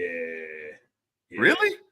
Yeah. Okay, so there were a few of those, where I kind of had like a question mark. But again, I by no stretch of imagination do I always get this right. So that's why I asked, like, what am I missing with respect to these particular prospects? So okay, I'll give him a Corolla. I wouldn't call him a Prius. Oh man, yeah. Not a Prius, not a Prius. Don't do that. Don't do that, Mr. C. Few names to keep an eye on as it relates to undrafted free agents for the Texans. You got Eli Cox, the center from Kentucky.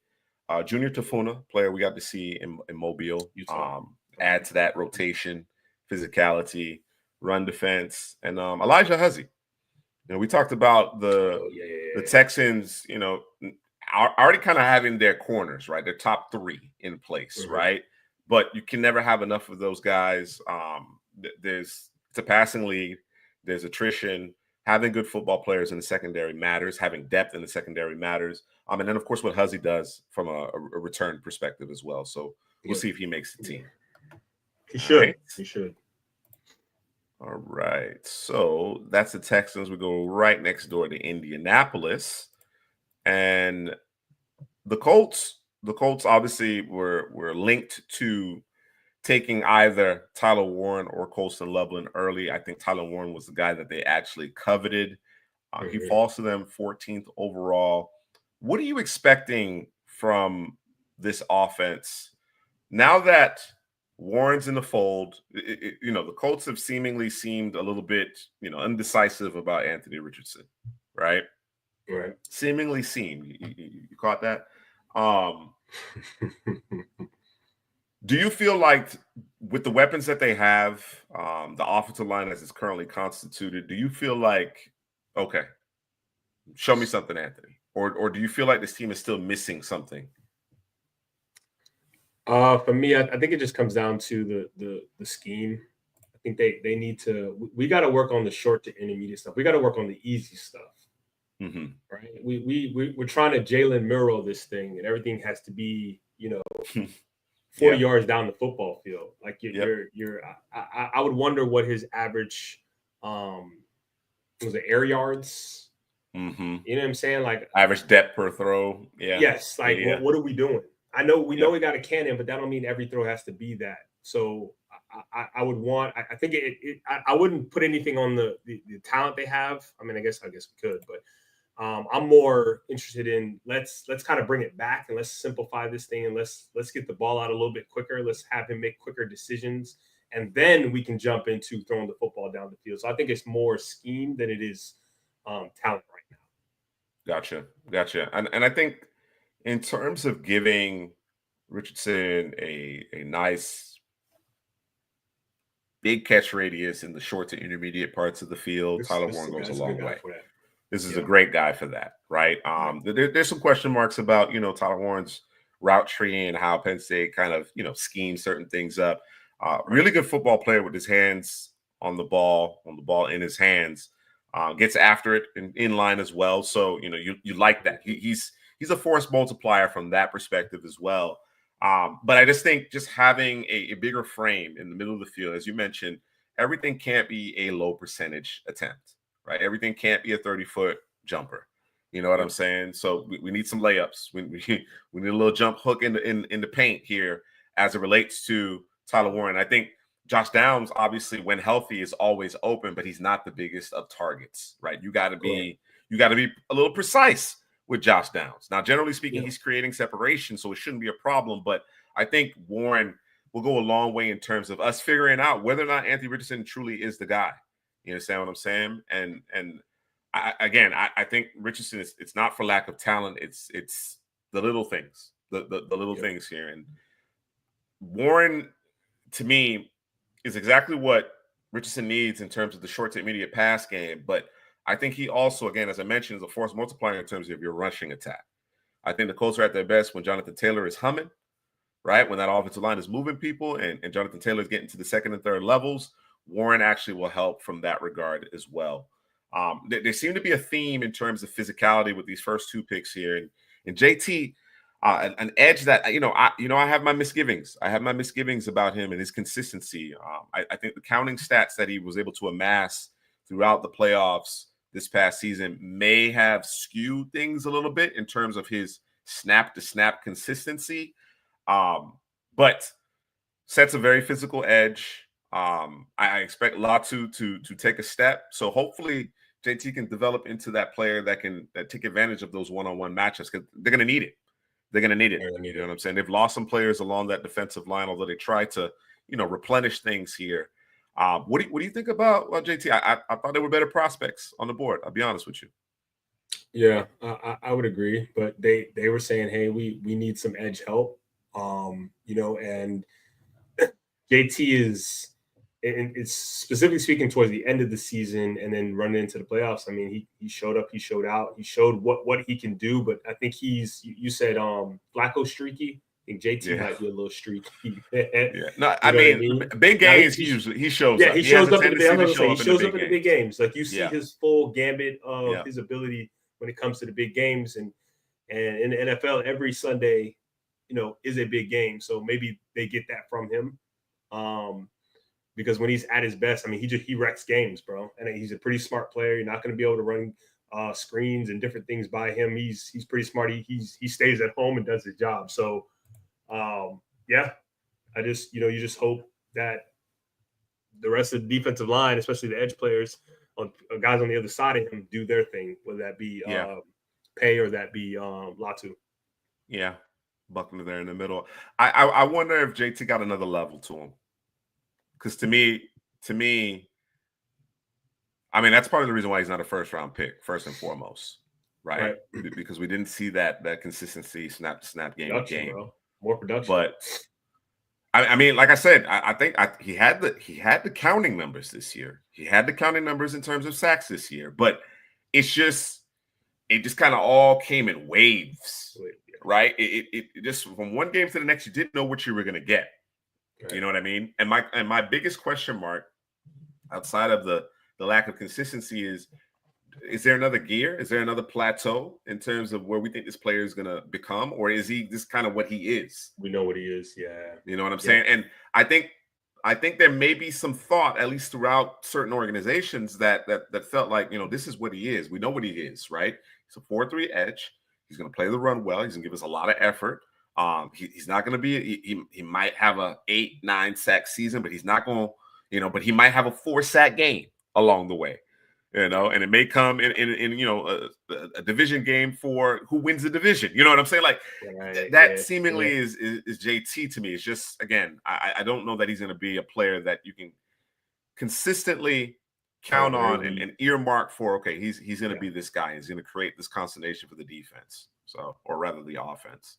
Justin Wally in the third, a little bit of a surprise here. Again, I thought there were better corners available, but definitely corner being a need. Jalen Travis out of Iowa State, offensive tackle, big offensive tackle, but again, trying to replenish, keep that offensive line intact. DJ Giddens, intriguing pick. We talked about Jonathan Taylor. If Taylor were to go down again, or be on the move for that matter, Giddens is really intriguing. Again, again, there are a lot of good running backs in this particular class. Giddens is one of them, right? And I don't know if it's because he played at Kansas State.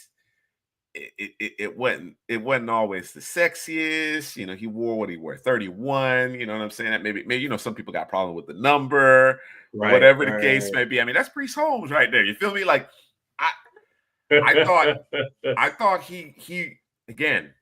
We're talking about Woody Marks, Jarquez Hunter, these guys going in the fourth, and DJ Giddens was right there for the taking. Yeah. So I thought the Colts stole one here. What are your thoughts? I think it's a good match, especially when Taylor goes down. I think he has some Jonathan Taylor in him.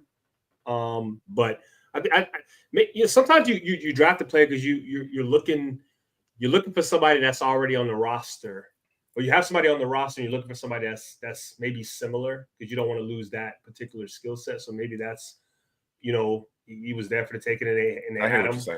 Yeah. You know what I mean? So maybe that's what that is. I'm good with it.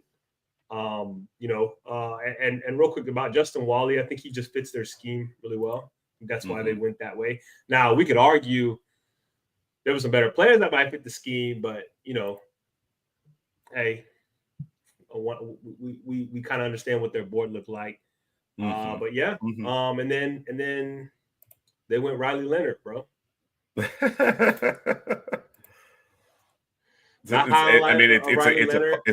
a Chris Ballard pick.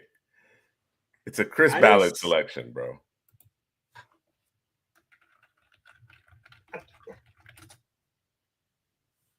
I'm not saying Riley Leonard and AR are the same player because they're not. Obviously, AR's talent is can be through the roof, but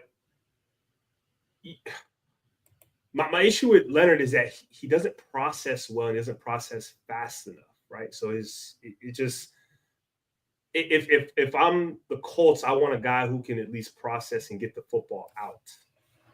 Right? I think the Colts have a type. They got a type. I think quarterback you can't. They got a type, bro. Ellinger, a few years back, kind of in that same mold, right? Kind of in that same mold. Tough, can carry the football. Leaves something to be desired in terms of processing and accuracy and things of that nature. Like they have a type. They've built our offense in a particular way. And they feel like these guys fit that approach. And Chris Ballard said, I'm going down swinging with that type. You know what I mean? Like, I'll look at it through this prism, right? You don't have to change the offense. That is true. Right? From Anthony Richardson to Riley Leonard, you do not have to change the offense. You can run the same exact offense for those two players. Right? Now, obviously, as you mentioned, Richardson has a much higher ceiling. His talent is greater, hence the reason why he went as high as he did a couple seasons ago. But the reality is, I think they go Riley Leonard here because you got an experienced signal caller, right, to back up your young quarterback who, frankly, needs reps. Anthony Richardson still needs reps, but Leonard has a lot of experience under his belt. He's tough as nails, and you don't have to change the offense. So I understand it from that perspective. I like the Tim Smith pick here. I think this is a sneaky good add here in the 6th round to that down line who lost some players via free agency.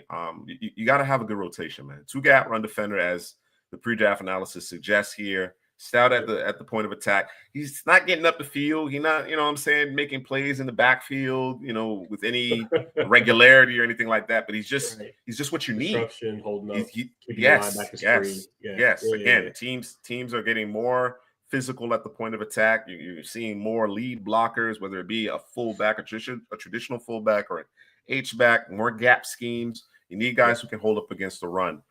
Tim Smith fits the bill there. And then Hunter Wohler, got a chance to see him in Mobile.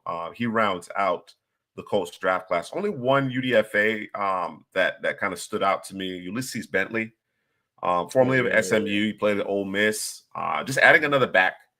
Again, Taylor's dealt with some injuries.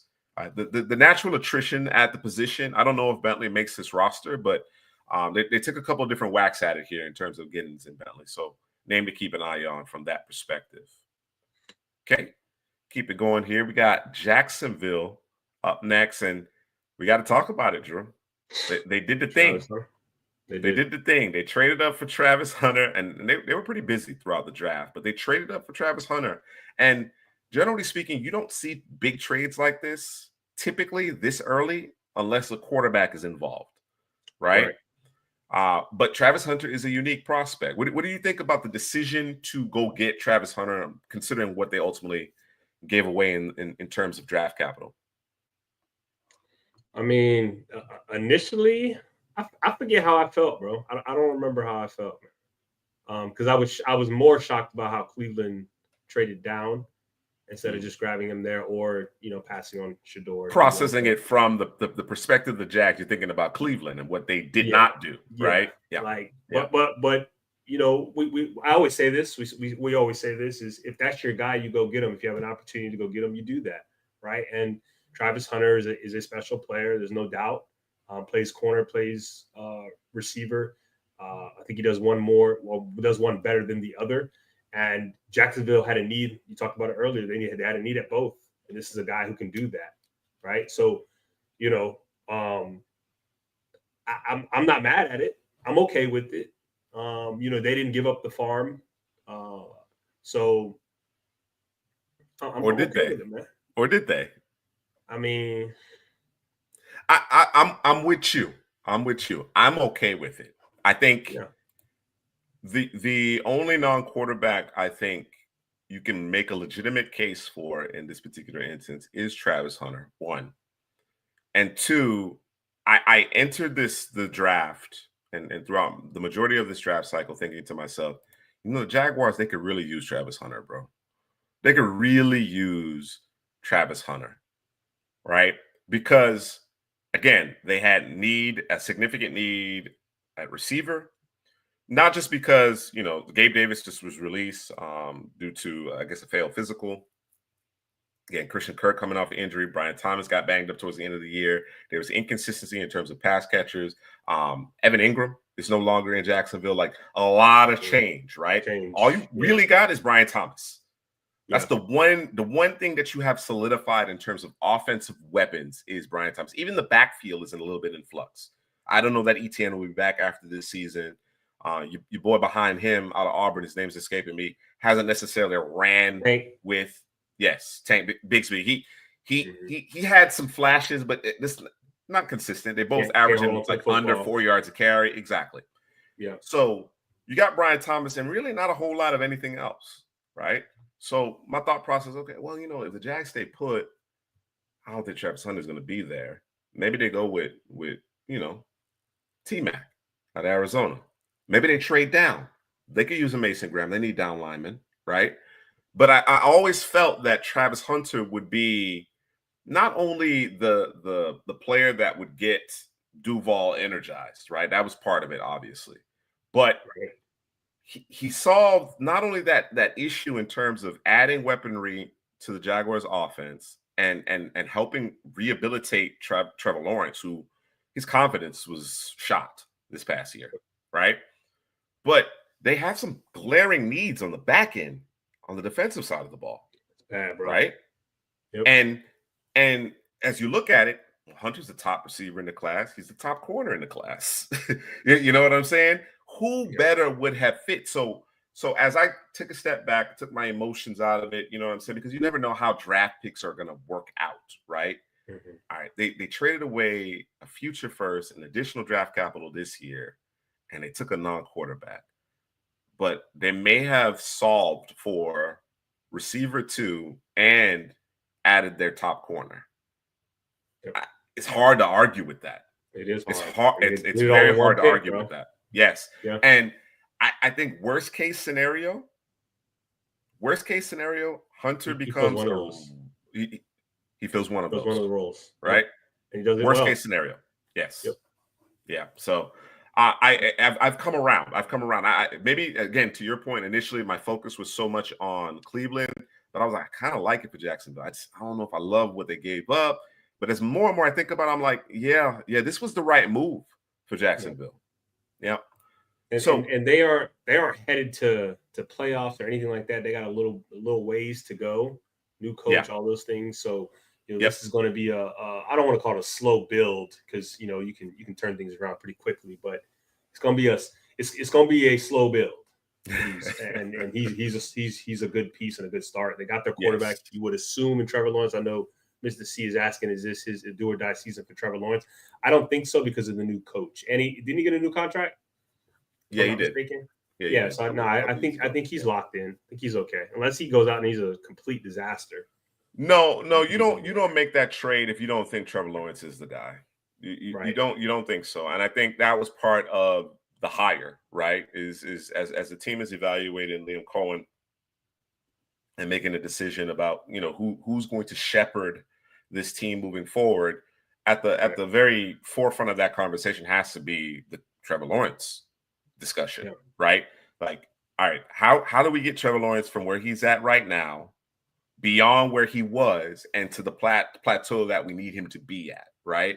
So I absolutely think Trevor Lawrence is he and Cohen, at least for the next season or two, are attached at the hip. Caleb Ransaw, and a player we saw in Mobile here in the third round, back-to-back picks. They picked up Wyatt Millum, position of need in terms of the interior offensive line. Ransaw is much needed addition to the secondary, right? And I think Ransaw, just because of some of the measurables, perhaps he was a little overdrafted,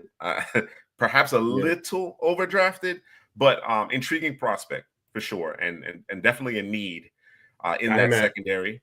Got him at corner and watching him at Mobile. I thought nickel was where his home was going to be, and that's where they see him. So it makes sense. Yep, makes sense. So that begs the question: what do they do with Jerry and Jones? Because I think nickel is probably his best bet, but maybe they see him playing right now. They got him sitting at that right corner, and they got Jordan Lewis at the nickel.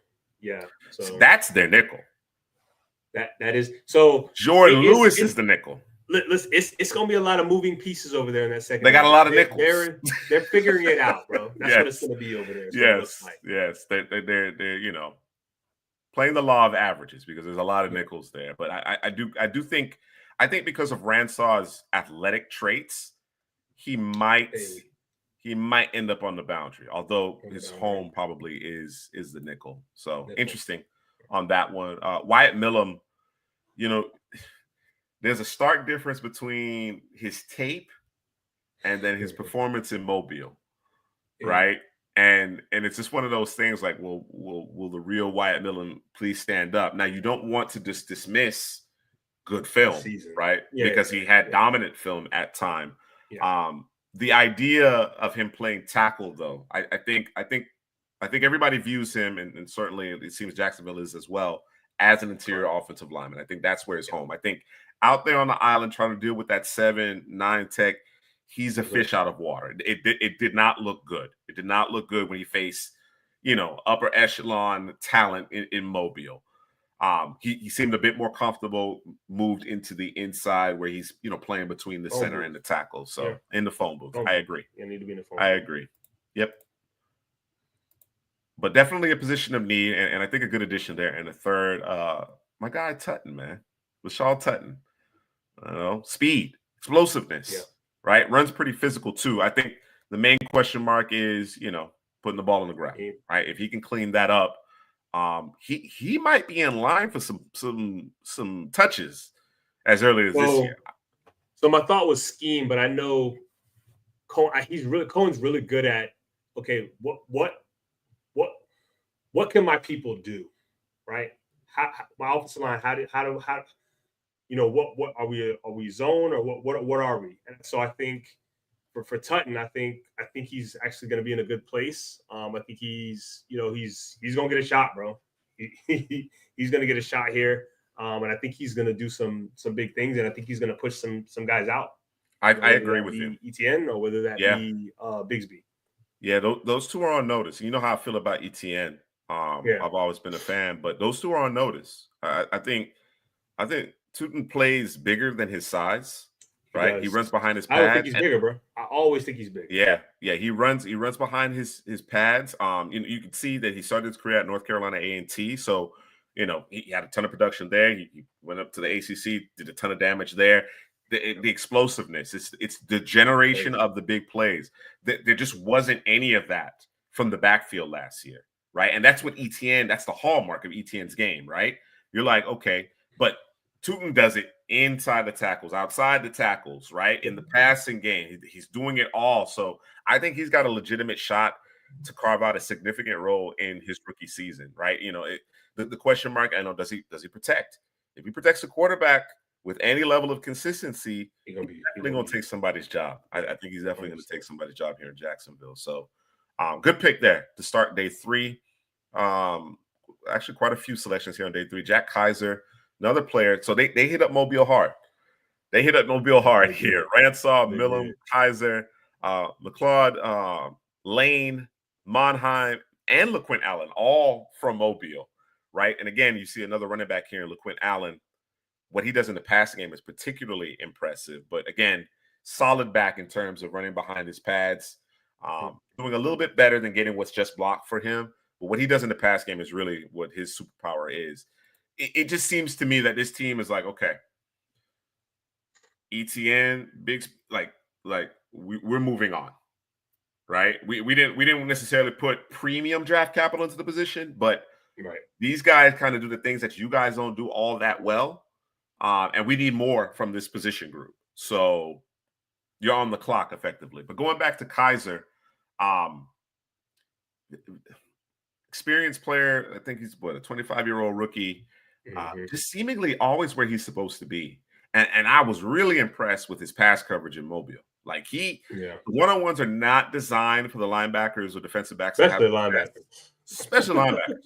But Kaiser was really good. Like he had a great feel for it. You know how when guys are dribbling, and they cross it up, whatever the case may be, and some defenders, they just struggle to stay in front of guys because they're not watching their waist, right? You can't go anywhere without your waist. And Kaiser was just patient in his back pedal, decisive when the running backs went to make their breaks. And I thought really his performance in Mobile, not just what he did throughout the season, but his performance in Mobile really solidified his draft stock. I think that's why he went as high as he did, despite being an older prospect, 6-year player there at Notre Dame.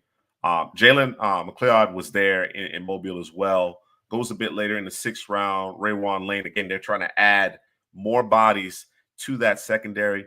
Monheim is an intriguing one. Now, Monheim struggles with functional strength, power. Yeah. Right? He's a center through and through. I know he played some tackle, some guard there at USC, but we've always viewed him as a center. I expected him to go a bit higher, but as I look back on it and seeing his pre-draft process and parts of this past season, I kind of understand why he slid, but I actually think he comes at a pretty good value here. What do you think about Monheim and his prospects here in Jacksonville? I like him, and I don't think he's gonna have to. They're not gonna thrust him out there to be a starter. I think this is a guy you can, because they got Robert Hainsey, who is very familiar with the scheme. So Monheim can chill. He can get his strength up, if you will. And I'm not sure where he's gonna fit in terms of, because I don't see him taking the center spot from Hainsey. And I don't know that he is, 302? I don't know that he's big enough to play guard. So no, he's just gonna have to wait for something to happen for him to get his shot. You know what I'm saying? Hainsey gonna have to fall apart. But he's at the very least,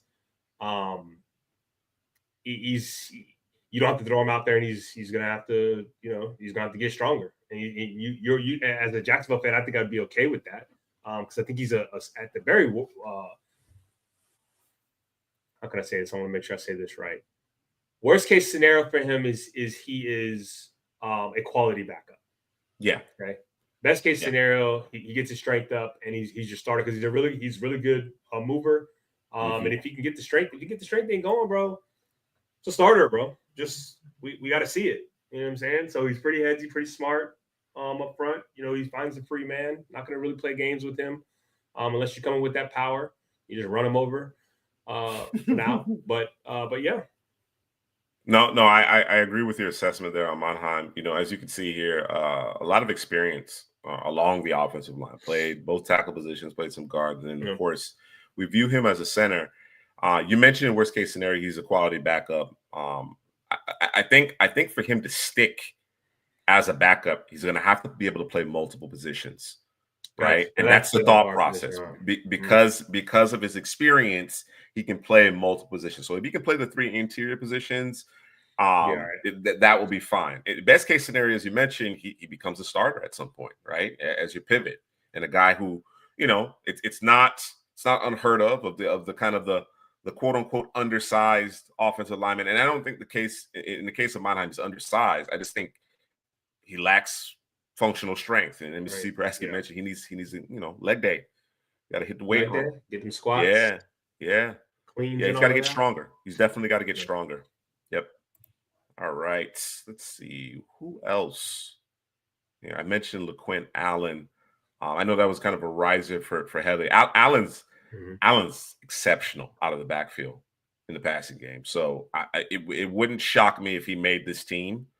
I do think ETN will get the nod in terms of the passing game, but Allen is so comfortable as a receiver out of the backfield that you just think about the direction the league has gone in, right? And the specialized nature of running back rooms and third and obvious passing situations. If Allen continues to make plays, turns heads in training camp, he might have a chance to stick because, again, I'm not anticipating ETN nor Bigsby back in Jacksonville next year. So be interesting to see how that plays out. Let's see the Jags rookie free agents. Seth Hannigan from Memphis. They added another back, Jaquindon Jackson from Arkansas. Any other names here? Ethan Downs, Dana's guy, an edge to the mix. When we talked about Kaiser and our linebacking friend here from Auburn, we didn't really talk about what that meant for the incumbent. So you got Muma, you got your guy Ventrell Miller, and you got Devin Lloyd. I think the team is ready to move on from Devin Lloyd.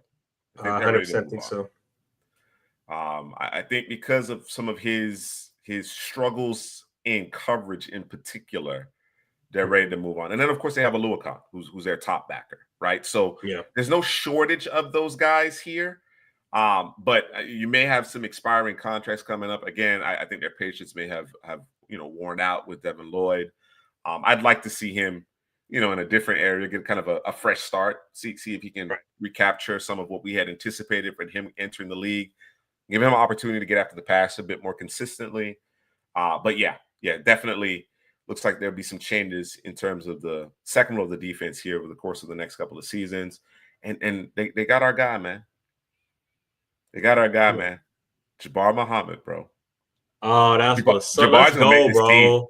Jabbar's gonna make this team, bro. He's gonna make this team, bro. Yeah. Perfect. Yeah. Who told him, bro? Somebody told him something. He knew something. Somebody told him something. Jabbar Muhammad is to go over there. Yeah. He's going to make this team. I think there's a lot of opportunity in this Jacksonville Jaguars secondary.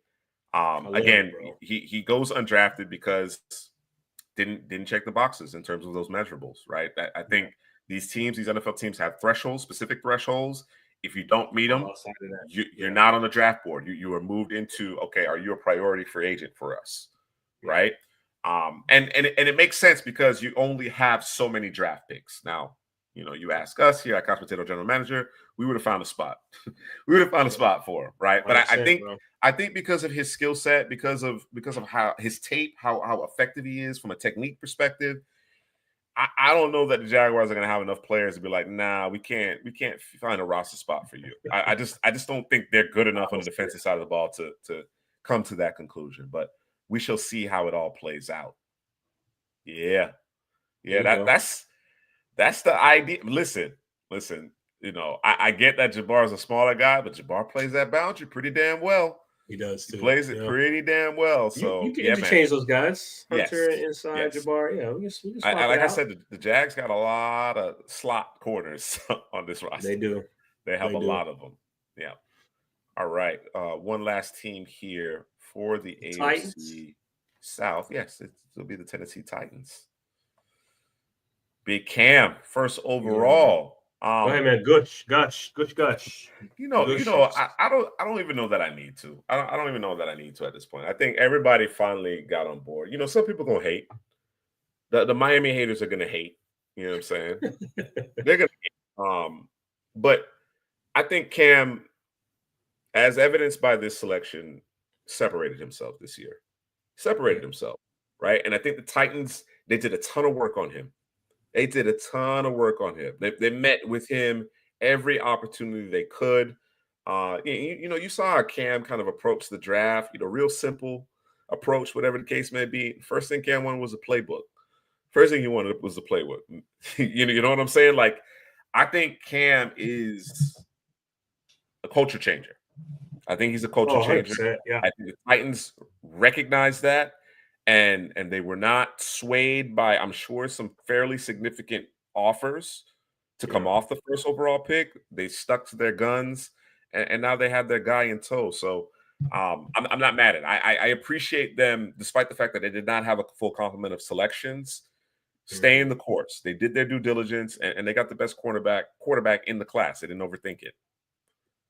All right. Now, this next pick, the second round pick, I thought, as much as I like this player, as fun as Femi is, I thought this was a little early for him. I thought this may have been a round or so early for him because he's still learning how to play the position. He lacks some polish. Now, the explosiveness you can't teach, right? That tenacity, that energy you cannot teach, but definitely has some learning to do in terms of the edge position. I thought there's some guys that they could have brought in to help immediately, to help more, earlier on in their careers. What do you think about Femi though? Where do you see him? Let's extrapolate it out, right? Because it's not necessarily what we think the player is going to be day one. It's what we think he's going to be, year 2, year 3. What do you think about his trajectory, his plateau? I think he has a chance to be one of the household names when you talk about edge guys. I think, though, right now you got to have a plan for him, right? So I need you to go from point A to point B. I don't want you thinking. I don't want you doing too much. I just need you to go from point A to point B. I need you to, if you're coming off that edge, I need you to go rush the passer. If we're going to drop you back in the coverage because we want to play cute, I need you to get to this specific spot, right? Just make it very simple for him. And I think by, towards the end of this, going into the season, the end of this season, I think the light bulb is going to go off, but I just think it's going to take some time. And I think that's why we like the player. We love the player in some instances, just not here at 20, right? But I have a feeling there were teams that probably would have drafted him here because of that ceiling, that possible ceiling that he has, right? Yeah. Sometimes like, let's just get him and get the hell out of Dodge. We don't want to mess with this thing. We don't want to lose this guy. Because I understand it. I probably would have gambled, bro. I probably would have gambled with it. But you can't miss him on film, bro. When you watch UCLA defense, you can't. I hear you. I think, again, to your point, the Titans brass, that they're thinking about the player that he will be, not who he is right now, right? And this is pursuant to a trade down. So again, didn't have a full complement of picks entering the draft, but they traded down in the second round. They ultimately come away with Femi, and they were able to add draft capital. I believe they added this third round pick, if I'm not mistaken, that resulted in your guy, Kevin Winston, whom missed the balance of the season, but we might be having a different conversation about who the And he second played the full safety off the season. board was, Yes, right? sir. If he was able to play this year. Tell me a little bit about Kevin Winston. Yeah, man. When you talk about safeties, you usually getting one or the other. Usually getting the center fielder, the guy who's got the range, or you getting the guy who can come downhill, take somebody's head off, make the tackle, sure tackler, can play down, maybe a little bit of nickel. But I think Winston is the full package. I think he's probably better coming downhill, and finding the football, getting through the trash. But I think he has the range to play on the back end. So I think if you have a safety that's similar to him, you can do the interchangeable thing. Looking at their roster, they got Hooker and Wood, so they might be able to do a little bit of that. Right now, they have him at strong safety, which is sounds about right. But yeah, and Winston seems to be around the football. Not saying necessarily gets his hands on the football, but he's around the football, bro. He's closing up lanes and windows for the quarterback. So yeah, I like the pick. I figured this is probably where he would go. I just was wondering who would take him right around the third round area. Yeah. No, good player. And again, we fully expect him to go around earlier had he been healthy this past year. Yep. So good value there for the Titans. Again, associated with that trade down, you can pick up Femi, Winston. A little bit of a surprise here at the very top at the beginning of day 3, Jameer Dike out of Florida. So was one that speed. Gator, yes, wanted a guy who could stretch the field, and you got to think they feel strongly about him, right? Because you take DK over Ayamatter, whom some felt was like a second round. Some folks had him as a second round guy, and I think we have a tendency to get focus on the Travis Hunter game, right, from 2 seasons ago. But the film for 2 seasons ago was really good. This past year, he had his struggles. I think a lot of that was born out of the quarterback play and the fact that Stanford wasn't very good. But I think here in the 4th round, he probably represents a value. You know what I'm saying? I think third, 4th round is probably where I would feel comfortable taking him. There was still a player or two that I would have gone ahead of him. But I think it's hard to argue with the value that the Titans ultimately got with him. And again, you can see here this trio of selections in the 4th round with DK, Gunnar Helm out of Tennessee at the tight end position, and Ayamatter really trying to add some weapons. Trying to add some weapons, bro. To Cam Ward. And you're right. And you get some different types of weapons here, right? DK, as you mentioned, has the speed. He's going to stretch the defense. Helm is a bit of a mismatch issue out of the tight end position. Ayamatter gives you that physical presence there on the boundary. So intriguing trio of selections here. I think we selfishly wanted to see our guy from Washington State, former teammate with Kyle Williams with Cam Ward together. Didn't work out that way, but I like the concerted effort here. Again, I don't know if I would have went to DK. I'll be honest. Yeah, I thought it was a little early. I'm surprised that Ayamatter, let's say they swapped. I didn't have DK in the 4th. I didn't have DK in the 4th. Okay, that's what I was going to ask. Yeah, I was thinking he was going to go down in the 5th, maybe even the 6th, but with the speed, probably in the 5th. But yeah. I think I will say this. I will say this about DK. I thought DK had a sneaky good Senior Bowl run. Right? I would agree with that. He just seemingly wasn't heavily involved in the Gators offense, right? And of course, you could talk about Billy Napier, the way he was running the offense and getting the ball to certain prospects, and starts on the board, just closing his eyes. And that may be what detracted, and maybe that's what the Titans brass is saying. Like, look, he wasn't in a good situation. Right. The coaching staff didn't deploy him appropriately. You see he's averaging almost 19 yards per grab. So clearly big plays, stretching the field. And again, a strong pre-draft process. They like what they saw. But if you get 2 of these 3 guys to contribute to your offense, man, you got to love it. And I think, they'll be fine if one guy works out. You understand what I'm saying? So I'm not mad at it. Jackson Slater in the 5th to continue to bolster the offensive line. I like every year the Titans over the last couple seasons, couple drafts, keep keep piecing together that offensive line. And if you give Cam time, he's going to do damage. There's no question about it. Marcus Harris, that was a corner opposite our guy, Noah Washington at California. And then Khalil Mullins, who, was kind of one of the few bright spots for Michigan's offense. Add some physicality in that backfield. You have Pollard, you got Spears, but Mullins adds a change of pace guy. Exactly. You know what Again, I want to say, Damian Martinez should have probably been the pick. I think Martinez was still available. Where did he go? He went sixth round? Yeah, he went the 6th round to Seattle. Oh, I didn't know that. I thought he went. Yeah. Yeah, it's crazy, bro, that he was on the board as long as he was. But I do think that happened to be an off the field, thing. Okay. The DUI situation. I think that was a DUI situation. Come on, bro. Yeah, I think that was 2 seasons ago, I think. Okay. But yeah, I think he was dinged for that reason, if I'm not mistaken. But yeah, I think top to bottom, I thought the Titans did a good job here. I think they did a good, solid, bro. Good job. They I mean, they got their quarterback. They went defense. Then went offense. Right. So yeah, they identify guys they like. They grabbed them. You can tell. They didn't worry about consensus boards or anything like that. And there's nothing wrong. You look at the depth chart and the roster, and then you look at these draft picks, and you say, okay, it makes sense. All right. Yeah. Yep. Definitely. Via undrafted free agency, they added Michael Bernard, another intriguing ball carrier out of Utah. Xavier Restrepo. That's your guy. Go do that. That's a Cam Ward. Hey, go get my guy. Go get my guy.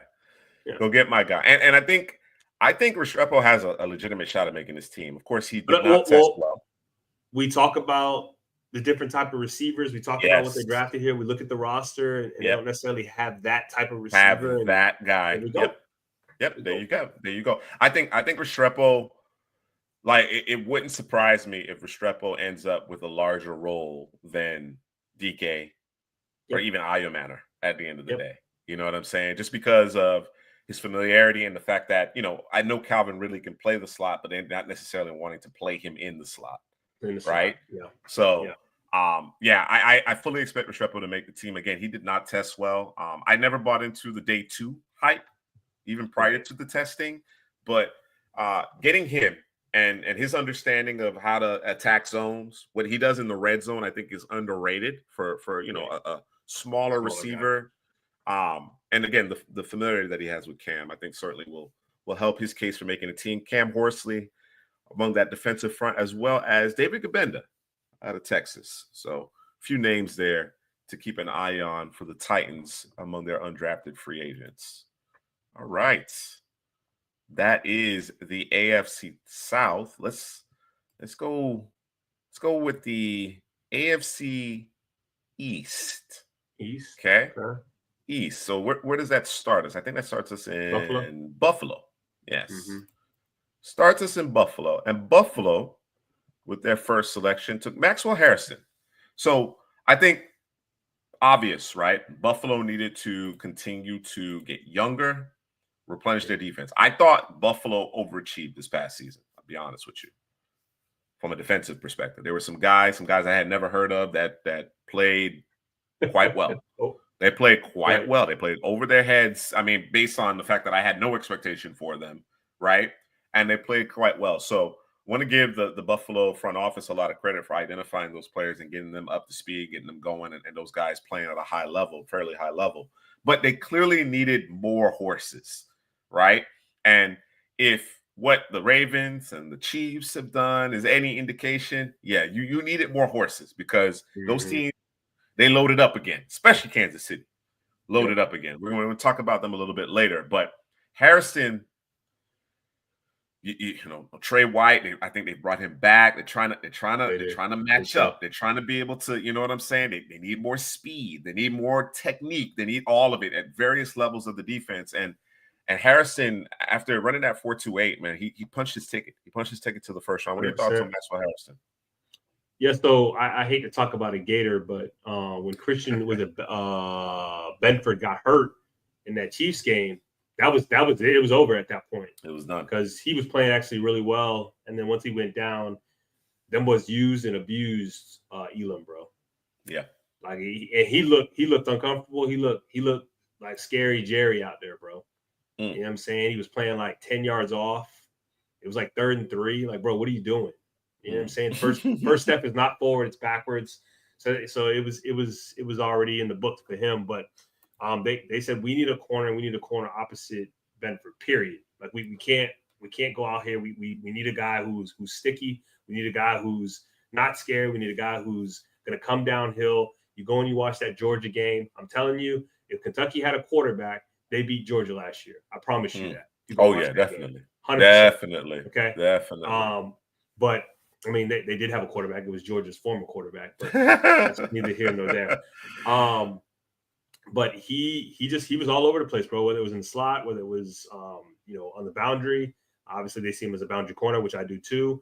I know the Bucks are really high on Harrison. I didn't think he would go in the first round, but I figured he'd probably be in that like 30. No, it was the 4.2, bro. It was the 4.2. Yeah. Yeah, no, 4. Yeah. I didn't realize he ran that until they pulled it up on thing. Yeah. I was like, oh, well, that makes a whole lot of sense because you have some ballers still on the board, bro. You know what I'm saying? Well, that and the fact that Ravel, Morrison, everybody was hurt, and all those guys were hurt. Johnson. Will Johnson, that made it easy. Yeah. So, and I'm not mad at them. I mean that if guys went in front of, this is one of the guys I'd have been okay with going in front of those guys if you're telling me because those guys were injured. So I think Buffalo did the right thing. They identified an issue and got the best guy for the job, for them. And I'm good with it, bro. This is fantastic. It was a great start. It was a great start because, like you said, they recognized there was a clear, glaring need at the corner position. Yep. They would go and get their guy in Maxwell Harrison. And to kind of put a bow on the conversation around Harrison, Kentucky was a really good defense, right? But they were different when Harrison wasn't in the lineup. He missed a little time due to injury, and they just simply weren't the same when he wasn't in the lineup. So he's a difference maker. He's definitely a difference maker. Plays a little bit bigger than his size as well.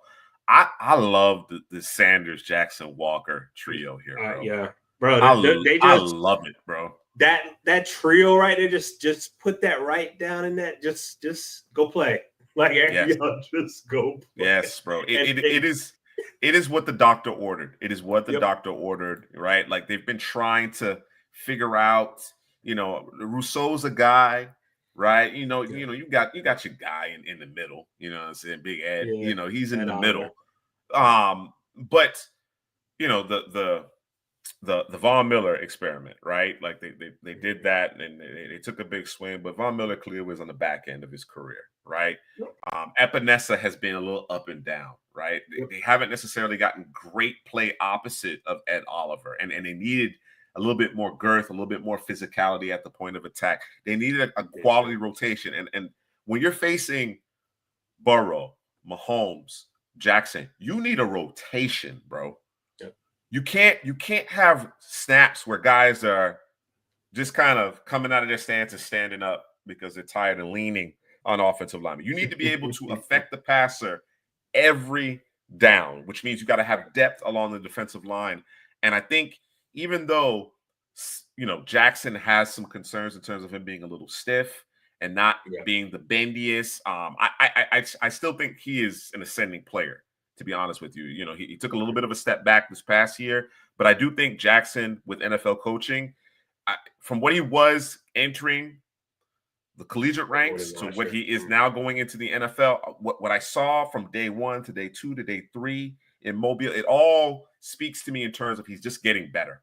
He's becoming a better player. So, there was some talk, maybe, first round at one point, second round. He goes in the third round here. I think that's perfect spot for him. He's not going to be thrust into a ton of early responsibility. He'll be given that opportunity to just contribute and continue to grow into the player that I think he's capable of being. And then, my guy, Deion Walker, I know the injuries and the effort, the back situation, but here in the 4th round, bro, like, to me at this point, the risk is absolutely worth it, considering the potential play out. he's playing in a scheme that he should be playing in, which is an even man front, not an odd man front. Yes. He's not playing the nose. He's not playing the He's a 5, 3-tech. 9 to 7. Like he's not He's all a over the 3-tech. place, right? Hey, go do this one thing that you do very well, and go eat, bro. So yeah, no, I that's what we wanted for him, and we were hoping that's what ends up happening, and that is exactly what happened. And I think you're going to get the best of Deion Walker. Yeah, the thing about Walker, and again, I mentioned, people concerned about his pad level. He's 6'7". All right, so there's always going to be concerns about that's not been level. anybody, bro. That's 6'7". Yeah, bro. You just don't want. It's always going to be concerns about that, but it's compounded because of some back issues that he's had and that he's been playing with. So I understand. I dislike it. I do. I vehemently dislike it, but I understand why he slides a bit here in the draft. I think the key with Walker, bro, is keep his snaps to a minimum. Low. Yeah, I'd agree. To a minimum. Yeah. Like you want him playing more snaps. You want him playing a starter's complement of snaps because of how talented he is. Right. Hopefully we can get there. But I just need give me like 15. Give me 15, Deion. Give me 15 all out. Nothing held back. Right? All out. Because I think with those 15, he's gonna do damage, bro. Yeah, he's that good. He's that talented. You know what I'm saying? Percentage. He gonna and that way I can manage his health. I can manage his effort a little bit. Because here in the 4th round, like, okay, so if I'm taking first round, bro, I need 60% of the snaps. I need 65% of the snaps. Now I need 25%. I need 30% from you. I need you to play a third of the snaps. You know what I'm saying? And I want all out effort from him. So I think this trio. We haven't even talked about TJ Sanders. And again, I always talk about 2 years ago that first half against Georgia might be some of the best interior defensive line tape I've seen since Aaron Donald. I'm not calling him Aaron Donald. I'm just saying that was really impressive. The disruption. Yes, bro. One man wrecking crew. I appreciate the conviction here. This is a pretty early selection in the 2nd round. Sanders is a good player. I think Sanders is maybe a little boring at times because of the way South Carolina uses. Again, another guy that we think is best as a 3-tech, but plays the 4-eye, plays the 5, plays 2-eye. He's played directly over the center. You know what I'm saying? He's done it all, right? So again, you have a trio of players who can offer quite a bit of flexibility, but also they're in even man fronts here. So we should see them in their optimal positions as it relates to Buffalo. So really like that. Jordan Hancock, again, sticking with the theme of this defense, right? The first 5 selections, all on the defensive side of the ball, adding another player to that secondary. As you mentioned, gone are the days of Dan Jackson and Kaiir Elam. And I know they brought Trey White back, but Trey White's best football is behind him and so on and so forth. Like they were caught in a compromising position when Christian Bedford went down. You know how it goes, Drew. Being a Bucs fan, you've dealt with a lot of injuries in terms of your cornerback room. You can't have enough of these guys. You know what I'm saying? Like helpless, bro. Yes, helpless, bro. Yes, bro. You cannot have enough of capable. That doesn't mean Hancock is a lockdown corner or this big time difference maker, but he's capable. You understand what I'm saying? So I thought that was a good selection there in the 5th round. Jackson Hawes. Give you something there in line, right? You want to be physical at the point of attack, give you something there in line. Again, going right back to the secondary in terms of Dorian Strong, who I think, is probably a more talented player than Hancock. You know what I'm saying? So I really like what the Buffalo Bills have done as far as trying to bolster the secondary. I think last year they prioritized the safety room. This year, they go and really triple down in terms of the cornerback room with Harrison, Hancock, and Strong. Again, I wouldn't have been shocked to see Hancock and Strong flip-flopped in terms of the rounds, right, that they were selected. Chase Lunt, again, another,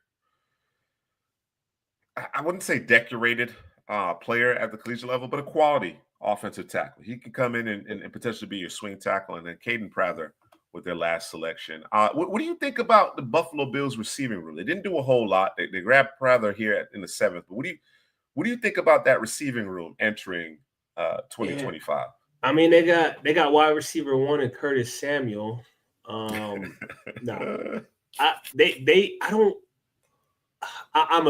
my assumption is Keon Coleman is the guy, but I think they need another guy. Yeah. They just need another alpha, another big dog. I like Jesse Palmer. I like Lavish. Well, I'm not saying I like Lavish and all, but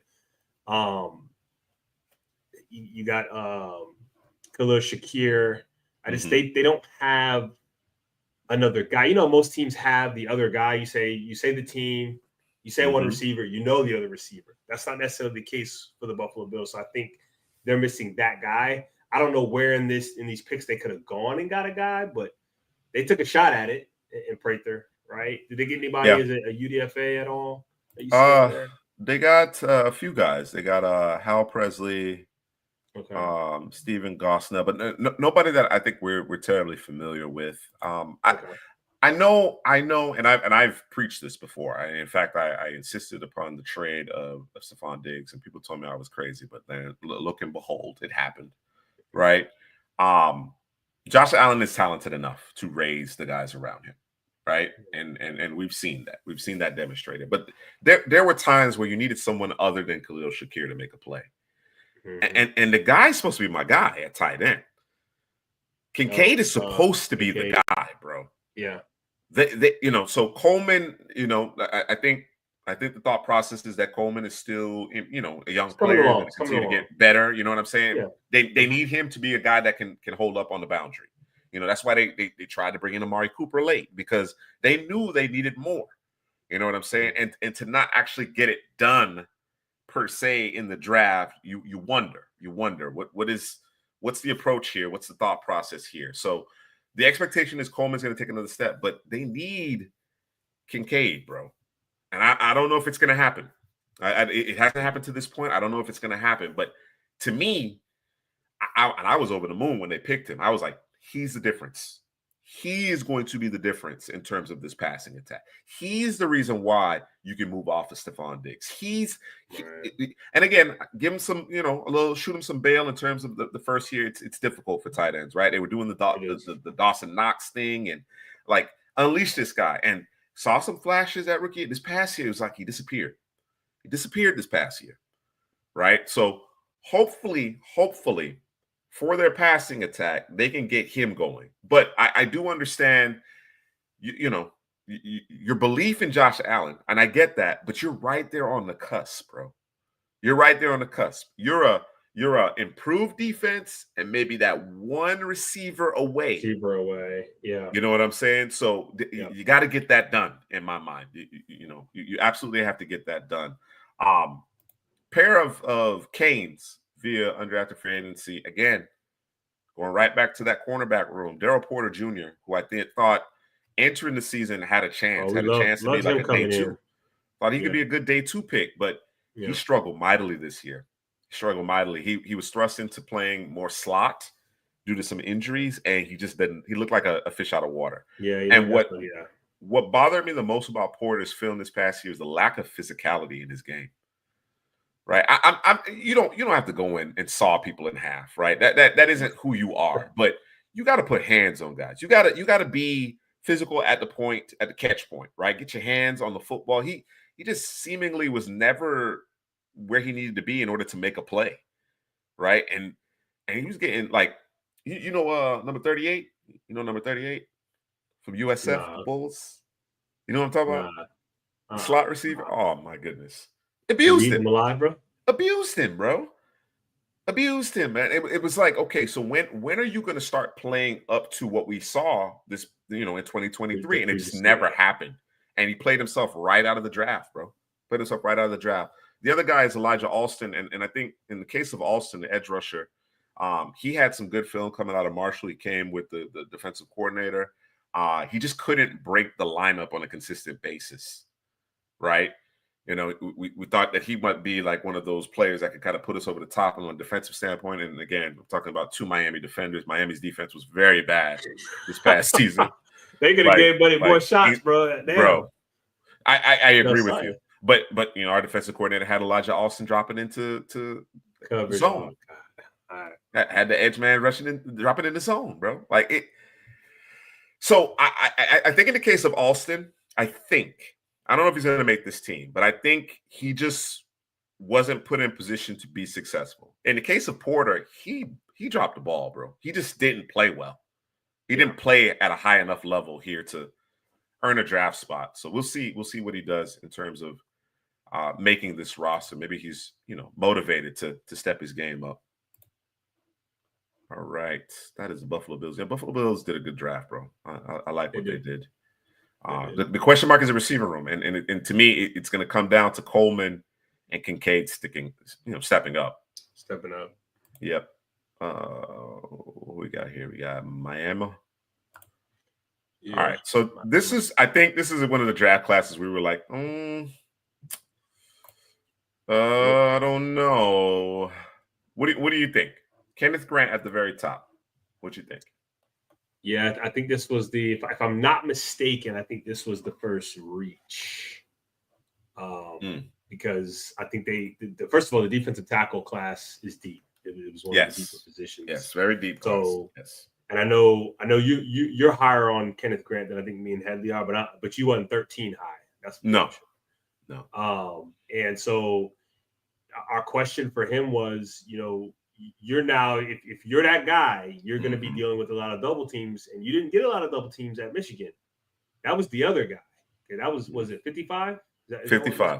That was 55 was getting all the double teams, and you were the guy that got to eat. And at times you didn't eat. At times you didn't show up. At times are they on the field at the same time type of thing? Like what's really going on, right? Production should have shot way up.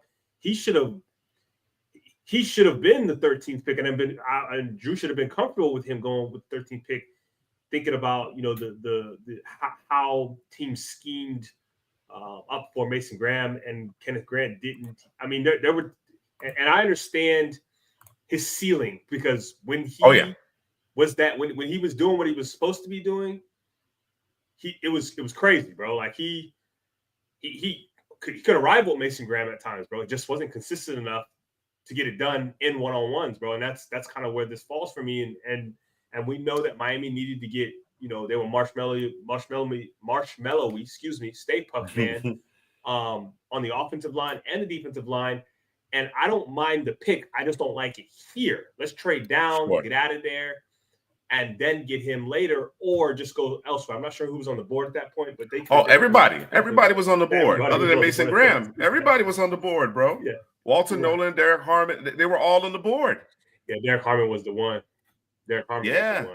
Yeah, I get it. To your point, they wanted, the space eater. Kenneth Grant has ostensibly the higher ceiling. But I assume they feel like, let us get a hold of him, and we're gonna show you. We're gonna show you how good this guy actually is. Okay. Right.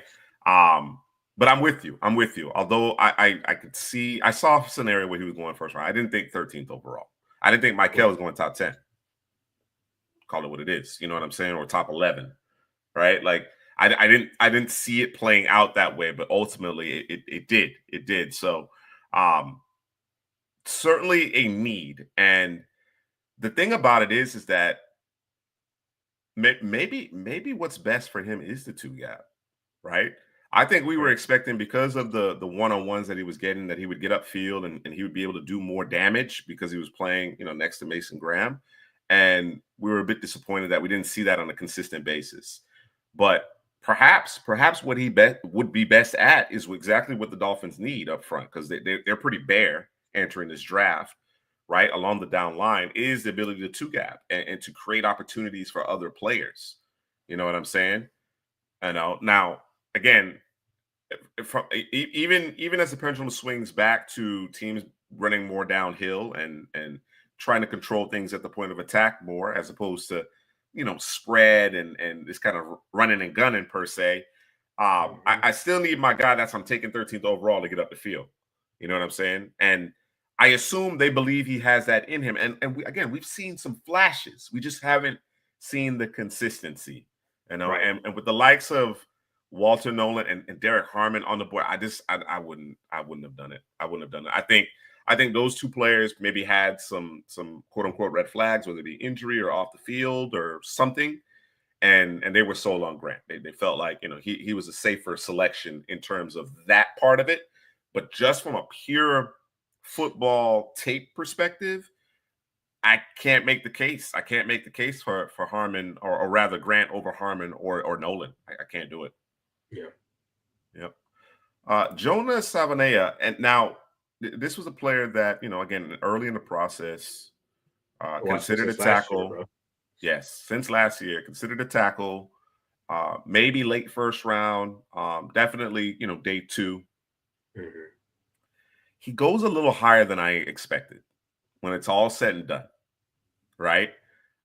2 years ago, I think he was definitely in the conversation. The 5th pick in the second round. Top 40 pick.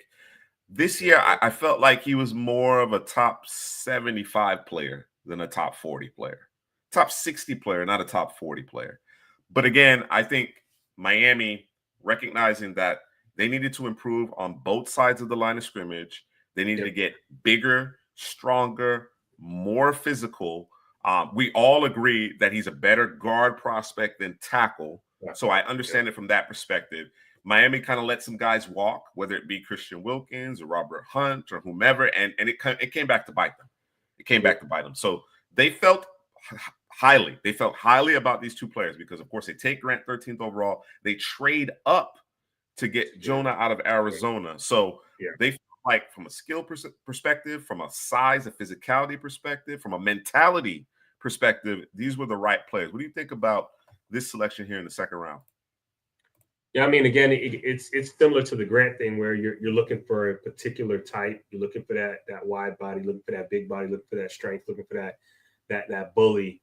I don't know, and I don't know trading up to get him here is the right move. I'm not sure how far they traded up to get him, but I guess you identify a guy and traits that you like and things that you want, and you say, we don't care. We're just going to go and get our guy. And I always say, go get your guy. Just you did it twice, bro. Back to back picks. You know what I'm saying? I'm just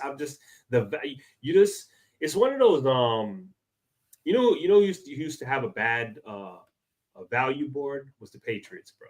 Yeah. This is what this feels like. You're drafting players and you don't care about the consent, because I think you got to have a consent. You got to have your board. You got to have a consensus board, and you got to say, okay, we can't be too far off from a guy. Maybe a guy or two, but not your first 2 picks. You're so far away from everybody else, and that's why I'm like, we need to reevaluate some things, because we're reaching for guys that we could just sit and grab and not give away picks. You know what I'm saying? So that's kind of where I came out at. But in terms of the type of player and the mentality, I love it. I love it for them. I just don't like where they got these two. But the value, that's the question. Jonah's played all over the place on that offensive line, so that's also a thing. That's also a feather in his cap too. He's versatile. So I get it. Yeah, at the end of the day, obviously we're evaluating this right on the heels of the draft, right? A couple weeks after the draft. At the end of the day, it's not going to matter if Kenneth Grant, Jonah Savanea, they turn out to be quality football players, 10-year starters, 8 to 10-year starters for the Dolphins. There's going to be no consternation there. But just in terms of all the players that are available, based on our initial evaluations, didn't love the value here. And then, of course, with this trade up and the fact that you have several needs at every level of your defense, you don't have a 3rd or 4th round selection, right? You're just kind of in the wind at that point, right? So players are coming off the board, but some decent depth here, and they managed to get Jordan Phillips out of Maryland in the 5th round. Yeah. I thought that was a great get, considering, again, what they need up front, right? Now, do you think there's 4 rounds that separate Kenneth Grant and Jordan Phillips? Where did CJ West go, bro? I think he ended up in San Francisco. 4th or 5th round. No. Did CJ go in the 3rd? Let me check. I'll check right now. Let me check right now. I think he went in the 3rd, because that's about 4th. where I see CJ went in the 4th. Okay. Mm-hmm. That's kind of where I see they're similar. Obviously, Grant's kind of hard too, obviously, but damn, I mean, that's good value there. I think for Phillips, I think they. Oh no, definitely. They made up for something there. Yes. right? Yes, But and again, they had to trade to get him there, or that was a part of the trade. Of the that trade may have been part of the trade. I think that may Okay. have been part of So the that trade when because it they looks like trade the 5th pick. Yeah, Yeah. yeah, yeah. Okay, that makes sense. Phillips again, along with Grant, and through the same prism of the Jonah selection, is about being physical and stout at the point of attack, right? So again, from a needs perspective, from an identity perspective, the areas of the roster that the Dolphins needed to address, it made a ton of sense. Mhm. And Phillips comes at value. I don't know that I have 4 rounds separating Kenneth Grant initially between Grant and Phillips, but Grant Phillips. I think managing to get both those guys now in a vacuum, all right, set aside where you're taking them, you like that. You like the direction that Miami is going in at that point, right? Yep. They had your guy, Jason Marshall, in the 5th as well. Listen, in the secondary.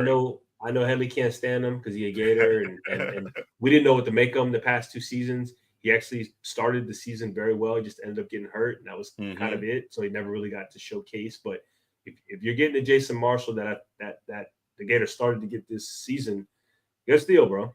You got to start at corner, and you might have a household name there. Just he just sometimes you don't know what the hell's going on. Like it's 3rd and 8, and he's standing 12 yards off. What are we and doing? His first step is not forward; it's backwards. Or he's just standing there, bro. You're like, what are you looking at, man? What like, are we doing? What's happening? But when he's on it, bro, he's got the hip movement, he's got the speed. Like he has all the intangibles and the tangibles and the intangibles that you want. It just doesn't put it all together from play to play or from drive to drive. So it's not uncommon. It's not uncommon, and I think obviously he bears some of the onus because you need to be locked in. But you can question the coaching there in Gainesville. You can absolutely question that's true. that That's 100% coaching. true. That might be I want to address Mr. Sipraski's point here. I think it's worth unpacking a little bit here. So you mentioned, as far as Jonah goes, I think you have to understand that their next pick was 3 full rounds later, and what guards would have been left then? Well, that's a byproduct of the Dolphins. The Dolphins did that to themselves, right? I agree with you. Right? That the drop off pretty steep, but had they stayed put, right? What position would they have been in? What other players would they have been able to get on top of a guard? So, to your point, if they are as high as it would seem that they were on Jonah, then you go get your guy, right? And again, in a vacuum, they addressed the areas of the team that they absolutely need to do. They needed to get better along both sides of the line of scrimmage. But to your point, when we start to nitpick and we're looking in terms of value and so on and so forth, that's where the question marks come in. Dante Trader out of Maryland, another Senior Bowl participant, he helped himself. I thought he helped himself throughout the pre-draft process. The Dolphins, again, understanding we have some roster attrition. We have guys that aren't necessarily playing well, who have moved on, whatever the case may be. We need to replenish. Now, have they done so effectively? I'm not so certain. Jaron Holland is gone. This roster is going to look very different, but that may not be a bad thing. That may not be a bad thing in the case of the Miami Dolphins, assuming they get intelligent football players that play with some violence, particularly on the defensive side of the ball. Ollie Gordon, man, the fall from grace for Ollie Gordon. Ollie Gordon is huge, by the way.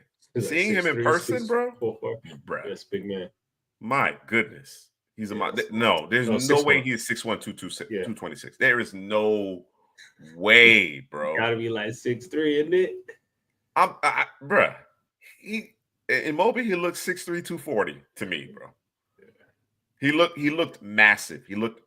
And again, this past season did not play particularly well. We did not see the vision, the make you miss, the long speed. We didn't see any of that. Now, mind you, he was new to the position as well. So maybe that was an aberration 2 seasons ago, right? Maybe that wasn't the real Ollie Gordon. Maybe what we saw this past season, a bit of a plotter, good pass pro because he's massive. Maybe that's who he actually is. So I'm not sure. And when I think about this scheme, what do you think about the fit? So I don't know that I like the fit, but I think Mike McDaniel, specifically from an offensive standpoint, I want to say he's gonna coach him up, bro, but I don't know, bro. I don't because I think Ollie Gordon needs is put his foot in the ground and go. I think that's I just don't. I think there's a certain level of that in a one cut system with the zone blocking, right? Like, I'm not saying like so. There's a difference between outside zone, inside zone, right, and duo, right? Like you don't want Ollie Gordon and with a duo. No. We don't want okay. All right, go up to the line of scrimmage and then pick one of these two. No. We want you to press the line of scrimmage, and then when you see that cutback lane, hit it, go, right? Yeah. So I think that's kind of where that rub is. You know what I'm saying? Okay. I think at this point in the draft, I'm not mad at it. You probably need a bigger back anyway. You know what I'm saying? You got HN and your boy from Tennessee from last year, Jalen Wright. So you probably need a bigger, more physical back. So I'm not mad at it from that perspective, but I am curious about how he kind of fits. I think there's runs where he gonna hit it, and there's gonna be runs where you like, bro, he missed the hole, bro. Like, right? So I think it's gonna be a little bit of inconsistency. Like you said, he's a little new to the position. Maybe he works himself into it. He figures it out. Could have had Martinez. Yes, that's a fact, bro. That's what it should have been. Could have, should have. He was right there. He was right there in your backyard too, man. Crazy. Quinn Ewers, we have gone on record many a time. Not fans. And as you can see, him, though. I agree with that. But as you can see, the NFL in general wasn't really a fan. People's like pushing him hard, bro. Like, yeah, I never understood it. A quarterback friendly scheme. I never understood it, bro. You don't see the football. You don't see the field well at times. I think folks were. I think Ewers might have been a different player had he not got injured. I think he suffered some injuries, and I don't know that he ever returned to form in terms of his throwing power. To be perfectly frank, right? The velocity, his throwing power, right? But even beyond that, though, just playing the finer points of the position, I just don't see it. It's like you said, very quarterback-friendly scheme, right? Aside from that one Michigan game where he was manipulating the pocket and moving guys with his eyes and extending plays. That was schemed up very well, bro. But even I'm gonna give him credit where his credit's due. Like he did some things outside of structure that I had not seen from him in that game, right? And he looked like he had. The game was slowed down and he had everything under control. But I saw that once, right? Even go back to the team that was making the national title run a season ago, right? It was just always seemed like, okay, you're an anchor. You're not you know what I'm saying? Like you're not pulling this thing along. Like everybody else is carrying you. Yeah. Everybody else is carrying you. So you think about it. Xavier Worthy, Adonai Mitchell, most recently Golden. You know what I'm saying? Bond disappeared. You know what I mean? Like Jatavian Sanders 2 seasons ago, they had Brooks. Like he it's not for lack of talent around him. It's not lack of coaching. It's none of that. It's Quinn Ewers, bro. So I never understood it. That gets you 7th round real quick when you start to look at all the pieces that were surrounding you. Talking about the coaching scheme. And then you don't underachieve. Well, and then what makes it even worse is the backup quarterback comes in and things just completely change. And you're like, okay, well, we know who it is. We know who it is, and we know who it ain't. You know what I mean? Yeah, I do agree with you though. I do think of a handful of potential spots to land. This was a good one for him. Yeah, it was a good one. I know you did some work a little bit later on Zeke Biggers. That's a 2-down player. We're here to stuff the run. We're here to take up space. We're here to free up the linebackers. There's really no pass rush ability with him. And so we go back to, I don't know how many D tackles you need on the team, but hey man, they need them all. We'll add another one. The Dolphins need them all, bro. They need them all, man. Like I think they entered the new league year with maybe like 1-2 down linemen under contract or something like that. Damn. So they need them all, bro. I'm just telling you right now, they needed them all. And they needed guys like Zeke Biggers, big, physical, strong at the point of attack. They needed it. So I'm not mad at it. I think this is a great way to finish off your draft, considering the emphasis on at the line of scrimmage for the Dolphins draft. So, in totality, I don't hate it. I think from a value perspective, we have some question marks, right? Right. But the assignment was get stronger at the point of attack on either side of the line of scrimmage, right? You needed additional depth on the defensive side of the ball. They managed to do that. I think they still have work to do in their back seven. Yeah. And we'll figure out whether or not they have their long-term answer at quarterback. But all things considered, I like the concerted effort. I'm gonna put it that way. I really do like the concerted effort to improve their down line. I do think Dolphins still have quite a bit of work to do, though. Let's take a quick look at the free agents. Some interesting names here. Nate Noel, running back from Missouri. Okay. Two receivers. My guy and your guy. Andrew Armstrong from Arkansas, Okay. right? And Theo Weiss. Oh, okay. Theo Weiss. Now, right. of course, a bit of an uphill battle, right? Being undrafted, whatever the case may be. But two prospects that we like quite a bit. Eugene Asante, linebacker from Auburn, and Brandon Adams from UCF, corner, another defensive back there. I think considering the fact that the cupboard's a bit bare and some of the incumbents have underachieved, he's got an opportunity to make this roster. Well. Should. Yep. Yeah. Yep. All right, let's look at the New England Patriots, shall we? The Patriots. All right. So New England got things started with Will Campbell, right? So we thought potentially they might go receiver, but they effectively they did the right thing, right? No Travis Hunter on the board. Let's secure our quarterback. And there was conversation as to whether or not Will Campbell should kick inside because of arm length, what have you. All intents and purposes, really good film, start to finish. As a true freshman, he's played every snap. He's done his job. Ends up being the 4th overall pick. You have to protect Drake May. That's the name of the game. You have to protect the quarterback. And I thought New England really did a good job here, particularly early, first couple of days of the draft, of just prioritizing their young quarterback, prioritizing his success, right? You start with Will Campbell. You get a Travion Henderson who just offers a different skill set that you don't necessarily have, or perhaps you thought you had in Antonio Gibson, but Henderson's the younger back, fresh legs, really finished the season strong. He's excellent in pass protection, so he gives you that passing down ability on top of what he does as a ball carrier. And then Kyle Williams. Kyle Williams is everybody seems to be a fan now. Man, I remember when people weren't talking about Kyle Williams. Everybody seems to be a fan now, but Kyle Williams is one of those boundary receivers, proven threats on a boundary. The Patriots have a lot of intriguing names, slot types, project types that are talented, but not sure if they have the Williams, to me, presents a certain floor that those other guys don't have. Right? Yep. I hope they don't give up on Jalen Polk, but Polk struggled mightily. He struggled mightily last year.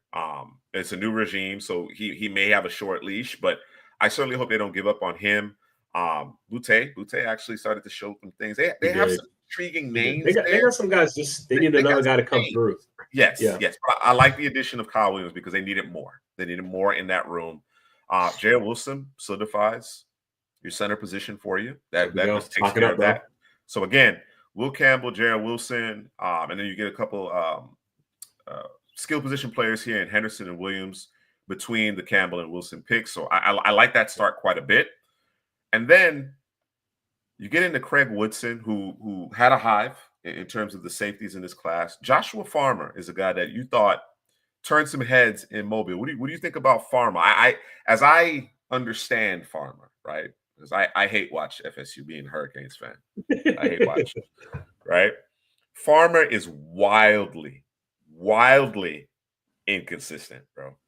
Like, yeah, you might see some really good. You might see a rep, right? Like, ooh, that's a Sunday player right there. Yeah. And then the rest of the game, he is on skates, bro. Like the offensive linemen are just walking him wherever they want to take him. You know what I'm saying? So entering Mobile, I didn't have high hopes for him, but his pre-draft process was strong. And what were your thoughts watching him in Mobile? So I think I'm assuming that was his brother I was standing next to, he was talking to. He just kind of asked me, what I thought about, Farmer. And, was watching him on the one-on-ones or even the two-on-ones. And I love his first step. I love his explosiveness.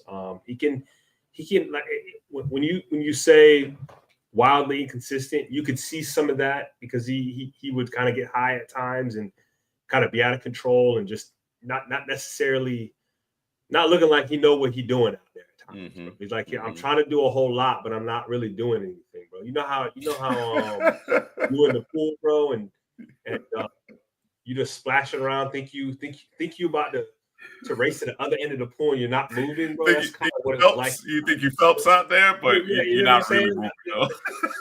You're drowning, like, bro, just stand up, bro. You're good, bro. You know what I'm saying? So, but I think a coach looks at that and says, I can fix that. That's not a problem. Plus, he's on a team that's terrible. You know what I mean? And I was going to mention, who knows what was being said in the huddle? Who knows what the attitude was and the. You know what I'm saying? I think effort. Guys and, I think effort was a challenge for these guys at a certain point. To go get your head kicked in, bro. To go from we got all these transfers and we're taking that next step to just being sorry as hell, bro. Like just bad, bro. You know I'm with you there. I'm with you. You gotta eat that. You know what I'm saying? So and that could be a ding on his resume to say, well, shit, well, you should have been the one. No, you're supposed to be the man. But that's exactly where I was going next. Is that you're supposed to be the man now. No fist, no verse. You the man now. You and Patrick Payton supposed to be the man. And y'all ain't bust a grape. You know what I'm saying? It was gross.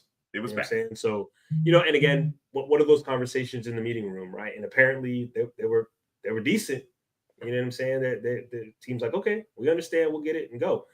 And then they got your guy, Braden Swinson. Trying to figure out why he fell so far, but we love him. We love. Was it? I think Swinson doesn't wow you with explosiveness, right? It's all. I don't think he. Yeah.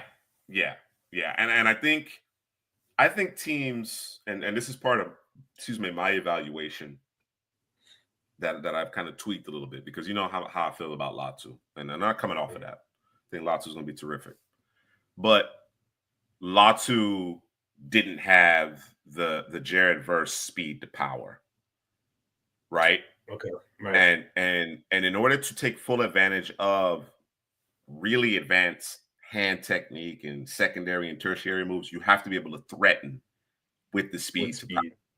Right. If you can't get to the tackle, these NFL tackles on their heels with that kind of explosiveness, you're gonna have certain challenges. So while I think Swinson is very advanced in terms of his hand usage, right, which to me takes you to a whole nother level, right? If you don't demonstrate that explosiveness, that first step, and I'm not talking about bending the edge and being all bendy and stuff like that, because I don't think has to be prepared for. Like this could be a possibility coming when I know it's not coming. He might go through my face. You have to put that in their minds.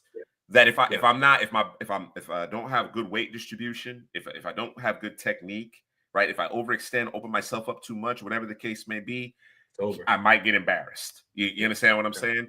So I don't know that Swinson demonstrates that. Now I've seen Swinson now when he locks in, I've seen him, put some offensive tackles on their back. But he doesn't come off the ball with that kind of, tenacity, that explosiveness that I think you would expect of a player earlier. So we talked about Femi, right, earlier in this in this live stream. I think Swinson is a more polished pass rusher than Femi, but Femi comes off the edge like a ball of fire, right? If you took their best qualities and put them into a player, you're like, let's go. Yes. I need to combine them. That's a first round pick. Yeah. That's a first round pick, right? 100%. So I think teams. I think Swinson's going to be a good. I like the. I think he comes at a good value. I think he's going to be a good player. Right. But I think teams, at least some of them, recognize that okay, if you have parts of the game that may take you to another plateau in terms of your pass rush, but the core, the starting point, we haven't necessarily seen it enough or Right. consistently. The other thing about Swinson is that I think at times it's not that he's bad at defending the run; he just doesn't understand where the ball is. Right? His understanding of what the defense or rather the offense is trying to do to you. You know what I'm saying? Yeah. Like he can get caught napping at times. Okay. You know what I'm saying? So I understand why he's a little bit. I just think he's advanced enough as a pass rusher to have been considered as a day 2 pick. Right. Yeah. Borregales. So that's your kicker there. Borregales in the 6th. Marcus Bryant, another member of that quality Missouri offensive line. I think Headley likes him. Yeah. That I forget the right guard's name. I know Mr. C. Prasley probably remembers. Missouri had a good offensive line. They had a good offensive line. They did. They've had it for a couple years. Yes, they have. Yes, they have. Ashby and Minor in the 7th round. So New England was busy. They were absolutely busy. Let me take a quick look at who they picked up via free agency. They picked up Efton Chisholm. Okay. Interesting name. You know, he's a guy who from Eastern Washington broke all of Cooper Kupp's records. So we'll keep an eye on him. And I think that was the main name among the rookie free agents. CJ Deepray out of Alabama is another one you probably recognize as well. So yeah. So yeah, I thought the New England got off to a great start, and if they hit on Farmer, oh man, I love it. Yeah. If they manage to hit on him, I love it because again, I think Swinson in the 5th is terrific value, and Borregales was my favorite kicker. I mean, I'm a little biased, but Borregales is a good kicker. He's ready to go. He's got a big leg. You know what I'm saying? And I think they can trust in him even in that weather. So good draft class. Good draft class. Again, the focus, we didn't spend a lot of time talking about Will Campbell because we've talked about him ad nauseum throughout the process. The priority clearly was keep our quarterback upright, give our quarterback weapons, and they checked that box. So I like what New England did here. All right, I think that takes us to the Jets, our final AFCS team. And you know, one of the themes of our previous live when I was covering the draft, recapping the draft for the NFC, you know, Hadley consistently said, you know, I love any team that addressed their offensive line early. I loved it, right? So whereas, you know, you mentioned the depth along the defensive line, particularly interior defensive linemen, right? That tier break in terms of the offensive line, like you need to go get your guy because there was a significant tier break after those guys, right? Yep. And there was a lot of intrigue about what the Jets would do and so on and so forth. So last year, you know, I was one of those people who kind of broke tendency and was thinking maybe Brock Bowers, maybe a little Brock Bowers. They went with Olufashinu, not mad at it, right? Right. You know, you got Tyron Smith, who's now retired, and I think they had Morgan Moses, older players coming off of injuries. Go get Fashanu. Lock in. All right. Got a new coaching staff here, Aaron Glenn. You think, maybe they go defensive back. Maybe they go get a receiver because they've been hurting outside of Garrett Wilson. Is Garrett Wilson or nothing? Garrett Wilson or bust in the receiving game. Maybe they go get, you know, Ted McMillan, right? T-Mac. No, they did the right thing, and they go and get Armand Membo, whom, listen, I don't know that anybody has better tape than Armand Membo this year at offensive tackle. You can make arguments that they're better players in terms of Will Campbell, a healthy Josh Simmons, you know, has been kind of the name coming out of Couch Potato general manager. But just start to finish tape, Membo was the biggest riser because we weren't talking about Membo 2 years ago, first and foremost. Sure. And then, again, watching him, he just, like, there was no drop-off. No matter who he played. I mean, you're out in the SEC, so you're playing great talent. Like, there was no drop-off game to game. He was the man. He was the man. So now he's your right tackle. And Aaron Glenn said it. He's like, this is a really good football player. Like, I love the start because the Jets have a lot of work to do, right? I love the start here. In terms of Justin Fields, we got our offensive line situated now. Interior, young tackles, young talented tackles, both top 10 picks. We got backs. What else can we do? What else can we do to round out this particular roster? But again, I really like the start here from the Jets. They go get Mason Taylor, man. I like it. Go get Mason Taylor in the second round, and Headley gushed. Headley gushed about Mason Taylor. This was tight end 3. Was he tight end 3 for you as well? Yeah, I think I had to. Yeah, I think he was tight end 3, bro. I think we had to. Again, another kind of black hole type of situation on this roster, right? Just in terms of consistency. I know Tyler Conklin had some decent games, whatever the case may be, but Taylor's the future, and you're looking for a guy who can hold up in line, but also he can catch the football, bro. Yeah, he could be a difference maker, bro. Yep. You can see it right here in the pre-draft analysis. First 100 reception, 1,000-yard tight end in LSU history. You just don't get that out of tight ends. You know, it just doesn't happen for tight ends, bro, at the collegiate level, generally speaking. You just don't have guys who produce at you know, it's more of a projection from a tight end position than any other position, I think, outside of quarterback, right? Because you just don't know, and just the amount of draft capital put into it. But because of the way tight ends typically aren't used at the collegiate level, it's very difficult to project them. But you see how many teams draft them, right? So Taylor comes in, and I think he's going to be expected to contribute in heavily year one.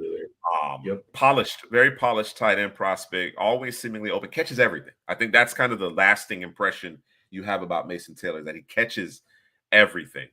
I want to get your thoughts on this third round pick. I know we've had some folks comment on our Senior Bowl one-on-ones about Azariah Thomas not being very good and how Tej Johnson was taking advantage of him. And I didn't respond, but I'll respond now before I get into your analysis, Drew.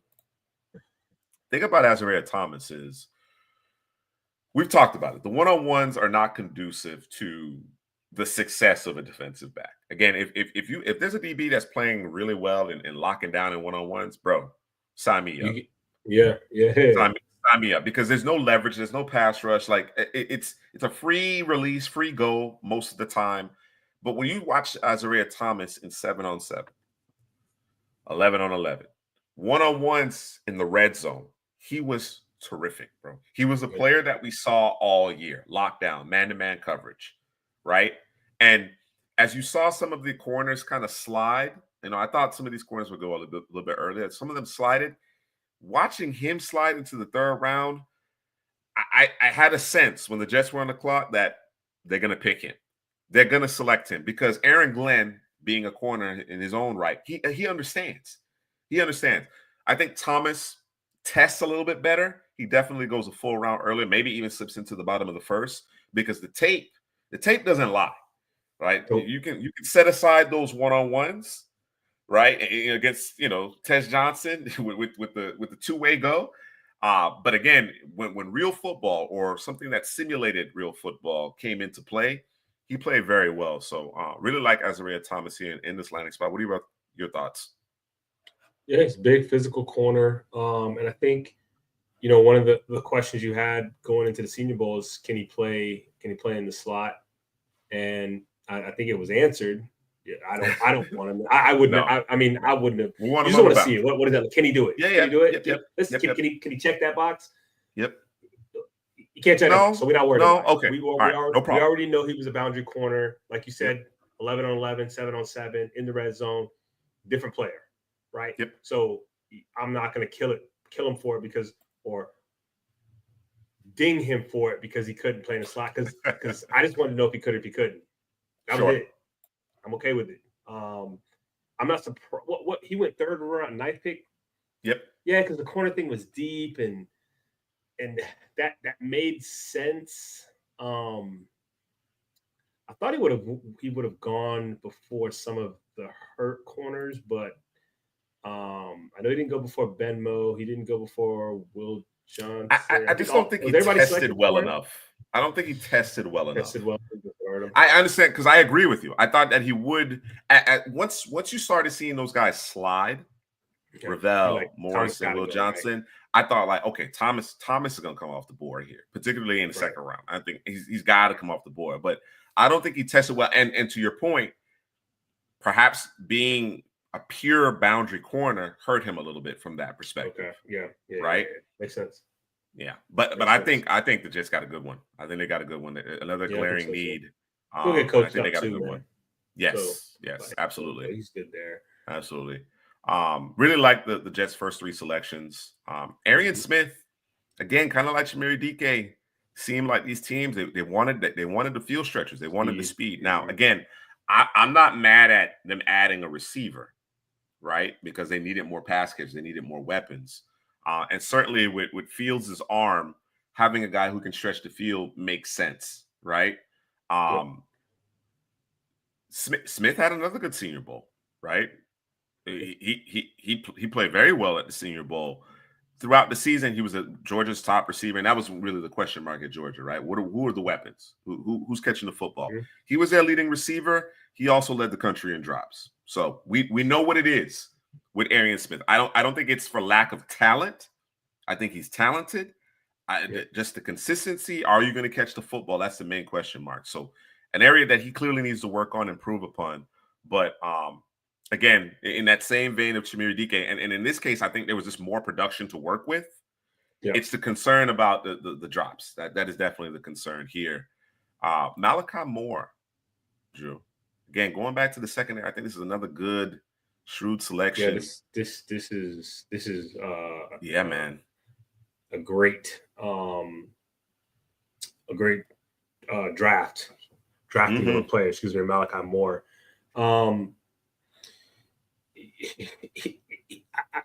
Beginning of the season, you thought he's probably going to be one of those top safeties, kind of in that maybe a nickel, but I don't think he necessarily had the season that you thought he would have had. He's kind of in that what's the role, the star. I don't even know if they call it a star anymore because your boy's not there anymore. But I'm assuming we'll call it star role. Yeah, the star role, kind of that nickel, kind of that down in the box, moving piece on the defense. And I thought, he plays the role pretty well. You can liken him to a Brian Brandt. I don't think he's not quite that athletic or that polished at the position. But, some on the field red flags, I think kind of hurt him. And I don't know did he test that well? I don't know if he tested well. That either. Part I don't recall. Yeah, I don't recall. But in terms of, him, being headsy, being where he's supposed to be, I think he's a smart player. I think he's going to a defense and a defensive coordinator and a defensive-minded coach that's going to get him right and get the best out of him. Because I don't think we've seen the best of Malachi Moore quite yet. But I think we're gonna see that here shortly with the Jets. Yeah, I think that there's a flexibility that he offers, and I've talked about it quite a bit, right? Yeah. Yep. Yeah, those types of players mean a lot to the corresponding defenses. Like, you mentioned Brian Branch. For all of the playmaking that Kirby Joseph did for Detroit, the Lions defense was completely different when Brian Branch wasn't in the lineup, right? That nickel safety hybrid force run defender, what they do in the passing game, blitzing, like it's just there's a lot on that player's plate. That's why we consider the nickel a starting position, that star or joker, rover, whatever you want to call them. It's a starting position because in this day and age, with the preponderance of 11 personnel, your third linebacker is that guy, right? Yep. And he's got to be able to do it all, bro. He's got to be able to do it all. When you got a guy who can blitz, run, defend, and cover, right? Receivers, backs, tight end, like that is a tall order. People don't understand. That is a lot of responsibility, bro. You know what I'm saying? So, Malachi Moore, I think, to your point, a shrewd selection here for the Jets as they try to retool their defensive backfield. A pair of Canes here. Francisco Mauigoa. I was a little surprised Mauigoa actually got drafted. And I think what ultimately helped him is that he actually tested well. right? That's good. Didn't always see him play at that speed on Saturdays. I thought, you know, it was hit or miss in terms of his pass coverage at times. Sometimes it was just bad. Sometimes, you know, 2-3 steps behind.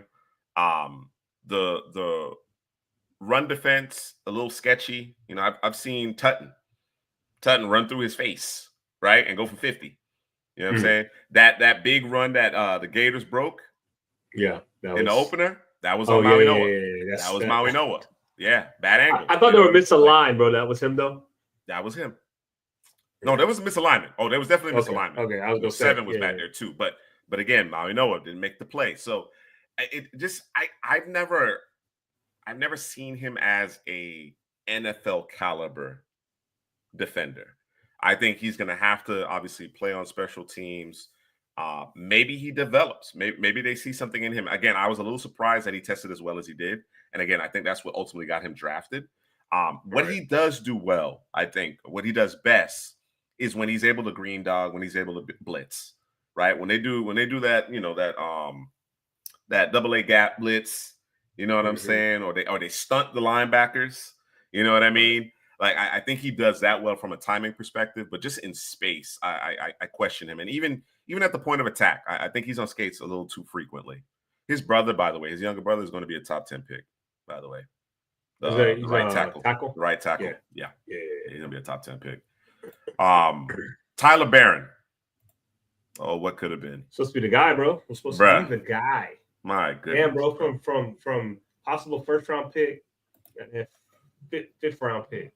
Listen, man. Like I said, Miami's defense was bad, and Tyler Barron started off the season on fire, bro. I was ready to say some crazy stuff about Tyler Barron, right? I was ready to go, you know what I'm saying? Like, I was ready to there's going to be some hyperbole about Tyler Barron. But as the season played out, and some of this I will put on the coaching, but the point I'm going to make that to me is squarely on his shoulders is that, bro, you have to set the edge.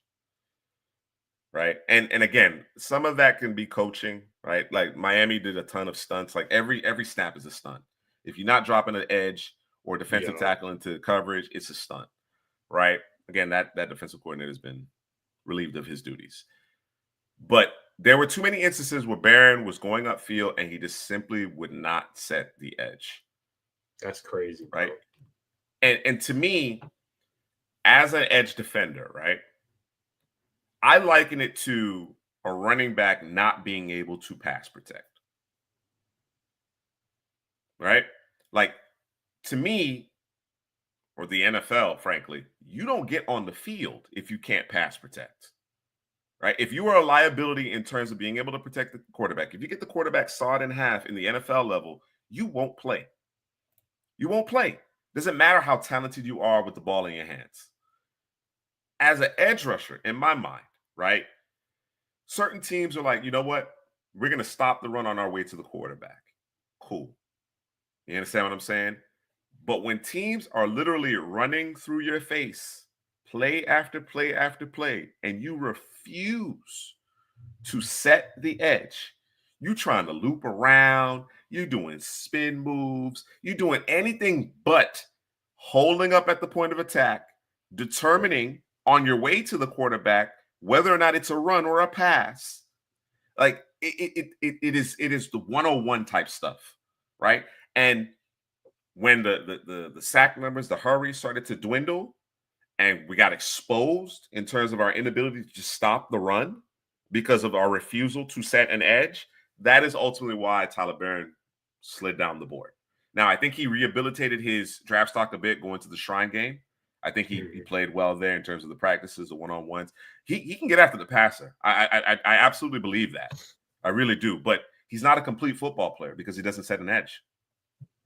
So it seemingly is one of those things. It seemingly is one of those things where, you know, it seems simple enough. But I said it about Mike Green. Like, he had to show me. He had to show me that this matters to you, that you understand the importance of this. And Mike Green checked that box. He did.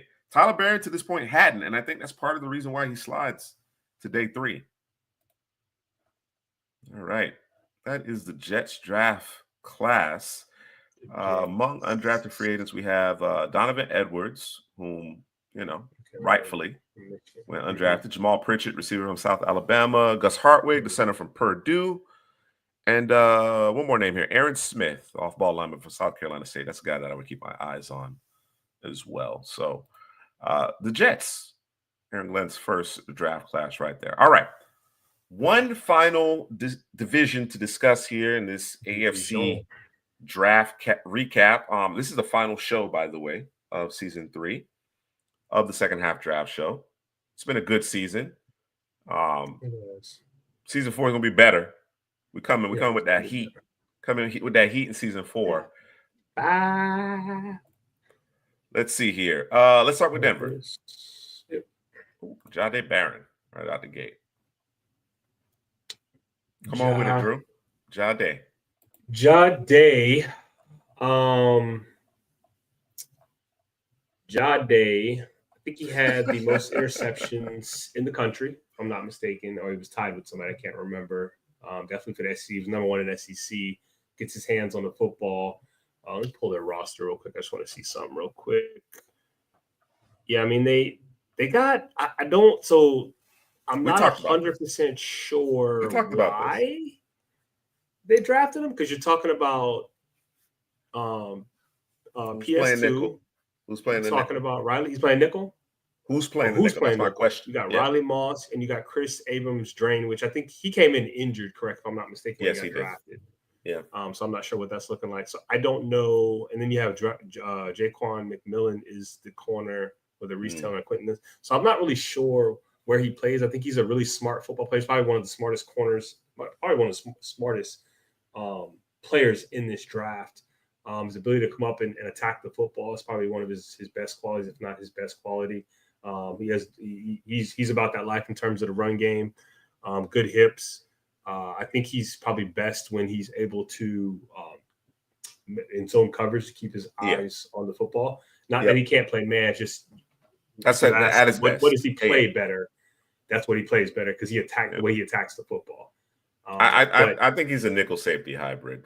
He's a nickel safety hybrid. That's what. That's probably what you're looking at. I mean, that makes more sense to me, because then when I look at their safeties, plus it looks like Oh no, I'm thinking about the linebacker. Never mind. I was thinking about Greenlaw. They brought in Hufanga. I think they brought in Hufanga as well. Okay, he was he coming off of injury? Yes. Okay, that's what it was. Okay. Yeah. Yep. So I think that right now they have him as a right corner, but I'm with you. It's got to be some type of nickel safety. Like, he's gonna see the field, 85, 90, 95% of the time, I think. I mean, unless they're like, oh, we need to improve upon Riley Moss, unless they feel that way about it, I kind of view it as we can get better at the safety and nickel position, right? And then he gives us the flexibility, if need be, to kick outside on the boundary. You know what I'm saying? Gotcha. That's kind of my thought process there, because you're going to have to be able to match up, right? Denver's defense was really a young group, terrific last year, right? But as teams go back to the drawing board, retool, I think Kansas City is going to come out. Again, we're going to get to their draft class. I think it's one of the top 2 or 3 in this whole draft. Kansas City is coming back with a vengeance. So being able to match up with the likes of a Barron, to me, it makes a lot of sense. I think initially folks are like, okay, well, where is he going to play? But I mentioned it before. You can't have enough of these guys in the first place, and just the nickel position in particular, right? Just the importance and the difference it can make for a defense, and the challenges that you can create for an offense with a quality nickel defender.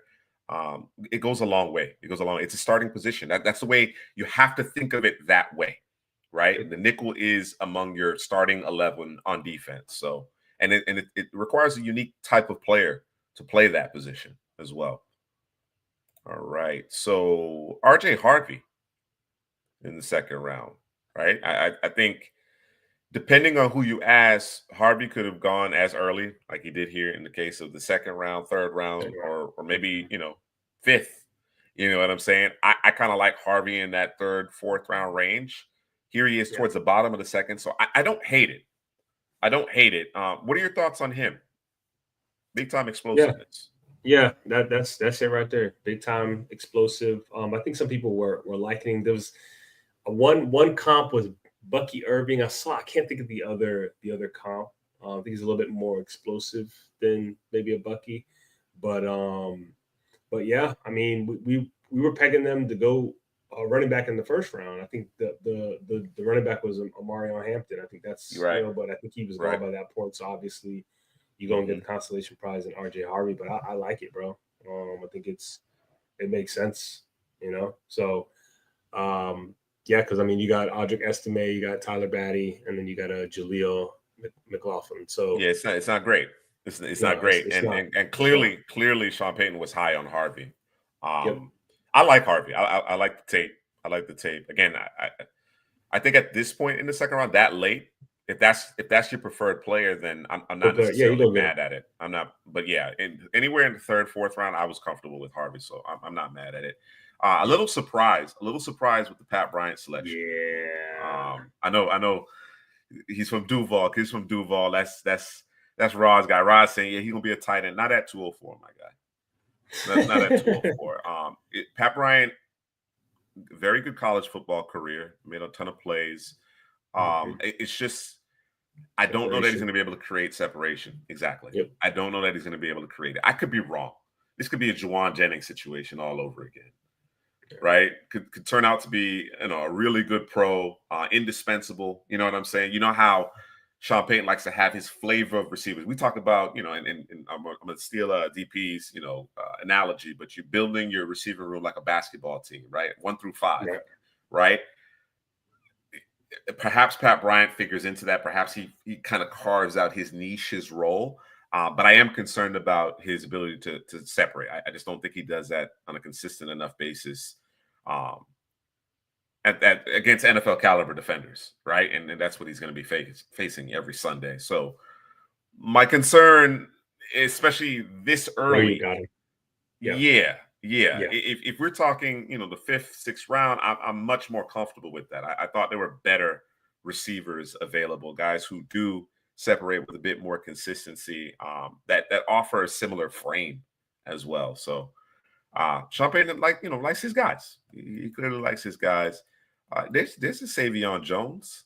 The Savion Jones Oh, again, adding to an already impressive defense.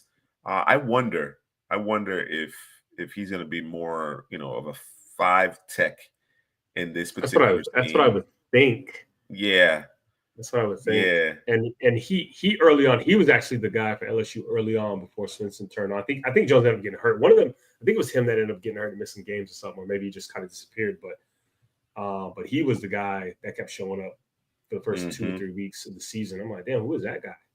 When you talk about explosive, getting coming out of his stance, like he's got some of that. So yeah, but I think it's gonna be it should be the 5, bro. I would assume. yeah, yeah. It's 4 eye, pretty 5 tech. I like Savion. I actually like Savion. I think Savion at 6'5", he's 280. I think he has room to put on another 10, 15 pounds too, hmm right? Really give those offensive linemen some hell because of that length he possesses and some underrated quickness and inside moves too, man. I think he's a good Yep. player. I think this is probably a shrewd. I did not recall until obviously we started looking at Denver's draft class here where Savion landed, but I like this one for Denver quite a I bit. just went This yeah, is a nice pick here in the third. And then a very intriguing prospect here, Q Robinson, Robinson. right? Again, edge rush, off the ball kind of skill set. He runs like the wind. He runs like a deer. Easy moving type. He still got some growing to do in terms Going to of do. Yep. learning how to affect the passer, but he's kind of that chess piece. Again, we're talking about matching up, right? Barron, and Q Robinson gives you some interesting components on that defense, depending on offense's personnel grouping, right? All right. If I mean, I think out the gate, Q Robinson could spy a quarterback for you. You know what I mean? You want to keep Mahomes in that pocket. You want to keep him stationary. You know what I'm saying? Q Robinson can kind of green dog and do certain things. I think there's some question marks in terms of the off-ball linebacker. I think they're in pretty good shape at edge, but there's some question marks in terms of the off-ball linebacker with Greenlaw's injuries and so on and so forth. So Q Robinson, I'm not expecting a huge role, but he's a chess piece. He's a chess piece on the defensive side of the ball. I heard or saw, maybe I read, I don't remember, a stat of him, and he's very efficient when it comes to being on the football field. He didn't get a ton of run, but when he was on the football field, he especially when he was rushing the passer, he was efficient, whether it was a hurry or a sack or whatever it was. He was pretty efficient, if I remember correctly. So, and he's kind of, like you said, scratching the surface. So he could actually be a guy, maybe next year or maybe later this year, depending on how Denver uses him, because he's kind of growing into the position, similar to Femi. Yes. Kind of the same thing. I think Robinson, they're probably going to ask him to do a little bit more, but yeah. Yeah. I think Femi is clearly, ahead of Robinson in terms of the pass rush, but I think the things you can do with Q Robinson is more dynamic in terms. Again, I think from a matchup perspective, Q Robinson gives you a lot of flexibility. So we'll see. We'll see if they spoon feed him. They put a lot on his plate, how he comes along there.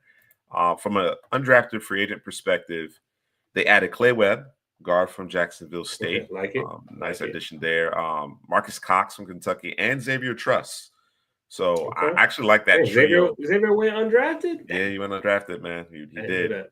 He did. I think that's an interesting trio of undrafted free agents along the offensive line. I'm sure one of them at least will make the team. Man. Yep. And Ed, you're familiar with Drew and Johnny Walker Jr. from Missouri. Okay, from Missouri. He managed to grab him. Mm-hmm. And then Kareem Reed, a linebacker from Utah. Again, just trying to make sure they have enough bodies there at the second level of the defense. So this is an intriguing class. This is a very intriguing class. Again, I see a little bit of a theme with Barron and Q Robinson, just in terms of flexibility and matchup perspective. I think my favorite pick of the bunch is Savion Jones, bro. I think he might be my favorite. Not that I'm a huge Savion Jones fan. I just like the fit. I like the value and the fit in terms of what they do defensively already. He'd be a nice addition here in Denver. All right. Oh man, the Chiefs, bro. You ready for this? Are you ready? Are you ready for this, bro? I ain't got no choice, bro. Bro, look at what they did. Disgusting. Look at what they did, bro. This to me was best case scenario for the Chiefs. They're picking 31st. Mm-hmm. All right. Team's still trading with the Chiefs. I'm not sure why, but Philly, feeling good about themselves. They wanted to make sure they got beat y'all, so it don't matter. Yeah. Cool. All right, cool. But the everything breaks out. We know the big glaring need on the offensive side of the ball, left tackle, right? Left tackle. That is the glaring need, and they effectively get perhaps the top tackle in this class had it not been for an injury this year in Josh Simmons. And everything, all the reports suggest Josh Simmons is going to be just fine. So, Kansas City actually managed to trade down the spot, and they still managed to get Josh Simmons, who I expect to be their opening day left tackle. Right? They put some contingency, things in place in the event that he isn't. Right? They actually address that via free agency, but this was worst case scenario for the AFC West, bro. Was locking down the left tackle position. That was the worst case scenario for the AFC West, bro. But then, Drew, it just gets worse for the NFL. Right? Omar Norman Lott. The law firm. Because they need to replenish their down line, right? When Kansas City is humming, they have a really good rotation. But again, age, attrition, roster attrition, things happen. Checks are signed, so on and so forth. So injection of youth along the offensive line. We want to take a little bit off of Chris Jones' plate so he can be effective and change the game late in those fourth quarters, right? Right. Omar Norman Lott. And our guy Ashton Gelati, who's kind of the forgotten guy. He is the right? forgotten guy. Yep. Can play edge opposite Karlaftis, and in obvious passing situations when you're moving Chris Jones around to find your matchup, you can slide Gelati in to tackle, and he's just too quick. He's too quick for those guards. He and Norman Lott are too quick, bro. Yep. Yep. They're too quick for those interior offensive linemen. Gelati's best reps come from a pass rush perspective, come from the interior, but he does a great job of setting a physical edge. So he's a player. He's a player that we kind of, flirting with the first round in our really early 2025 mock drafts as well. So back to back there. And again, a concerted effort in terms of the trenches here with the first 3 selections. And then they trade up, bro. Then they traded up for Noah Williams, bro.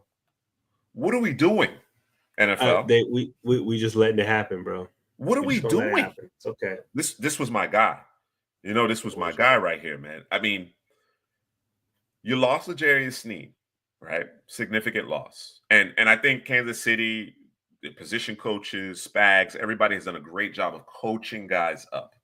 But outside of McDuffie, they weren't as sticky as they've been in terms of pass coverage, right? Because they want to play physical press, bump and run coverage, right? Yep. McDuffie clearly did his thing, but opposite him, there were some question marks with L'Jarius Sneed no longer being in the lineup. Guys played pretty well. They, in some instances, played above their heads, but they wanted to solidify. This is the guy, bro. This is the guy. I think teams are going to try to avoid McDuffie, and then they're going to go after Noah Williams, and he's going to end up picking them off, bro. Right? I agree. That pass rush will be bearing down on the quarterback, and then Noah Williams is going to get his hands on the football. I think that's how this is going to work out. It's going to be a nice 10. Absolutely, Mr. C. Couldn't agree with you more. They traded up, and there were several teams in front of Kansas City, and this is why I was so impressed with what Kansas City did. There were several teams in front of Kansas City, right, that needed Noah Williams, bro. They needed Noah Williams. Kansas City recognized that, traded right in front of them. Let me go get him. And took him. Right? They understood it. And then as the draft proceeds, now mind you, the first 4 picks, I love them. They're phenomenal. Yeah. But it doesn't stop there, bro. No, bro. There was no, oh, okay. It's okay, pick. Nah.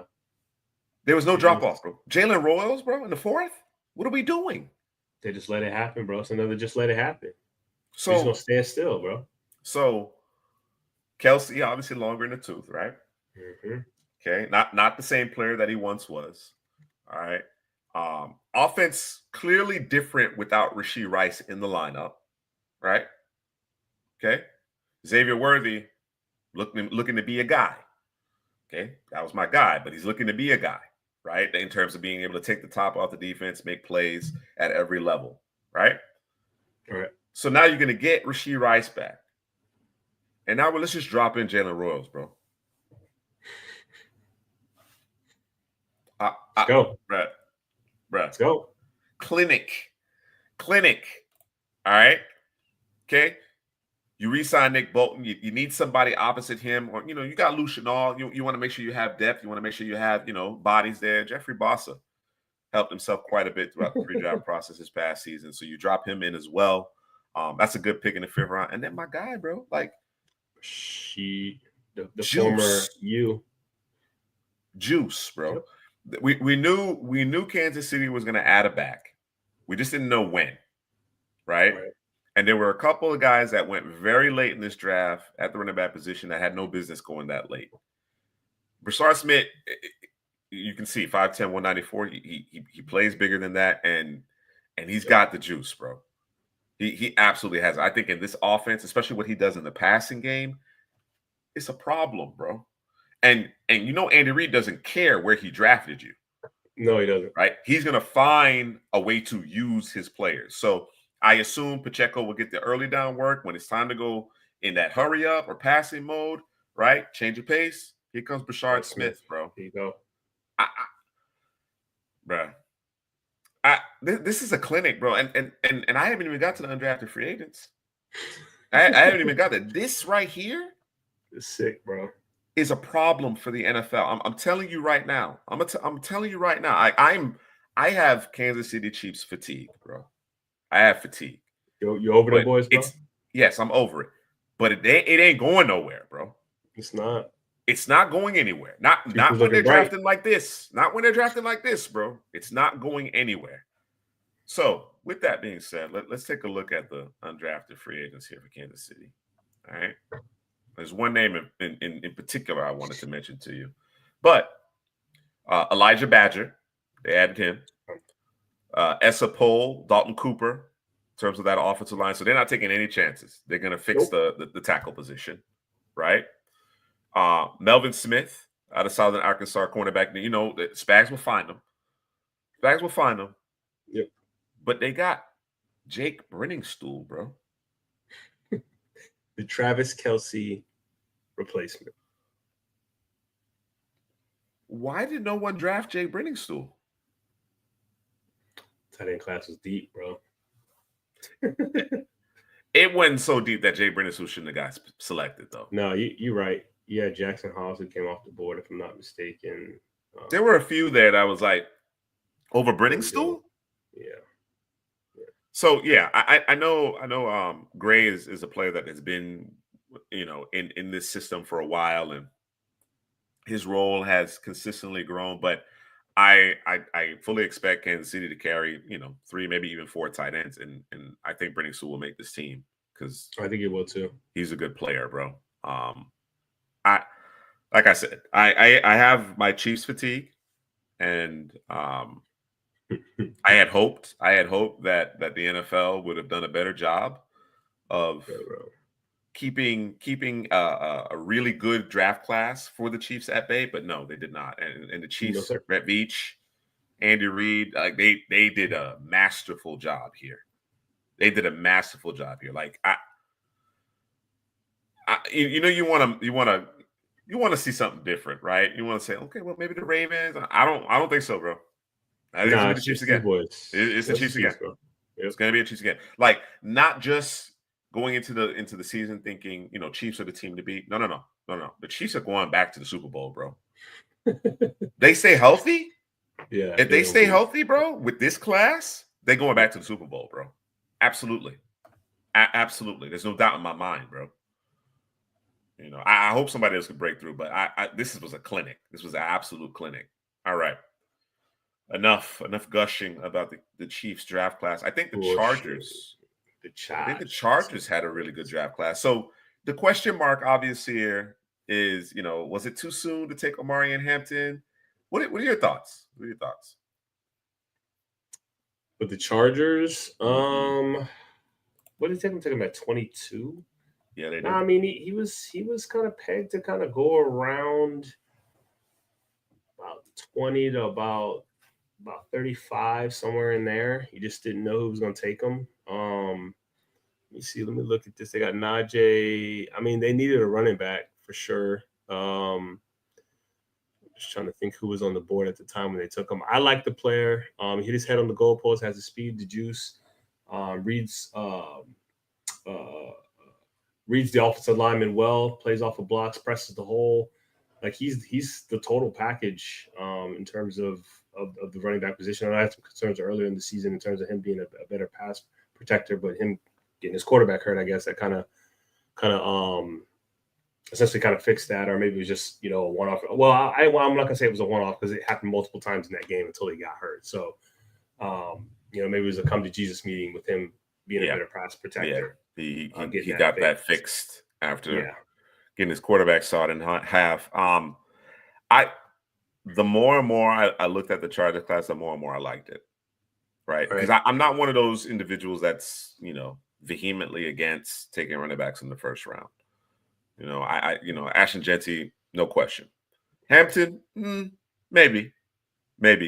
But I think just in terms of the Chargers and their difficulty, their challenge with putting the ball in the end zone, this makes sense to me. This helps because your offensive line is in place, right?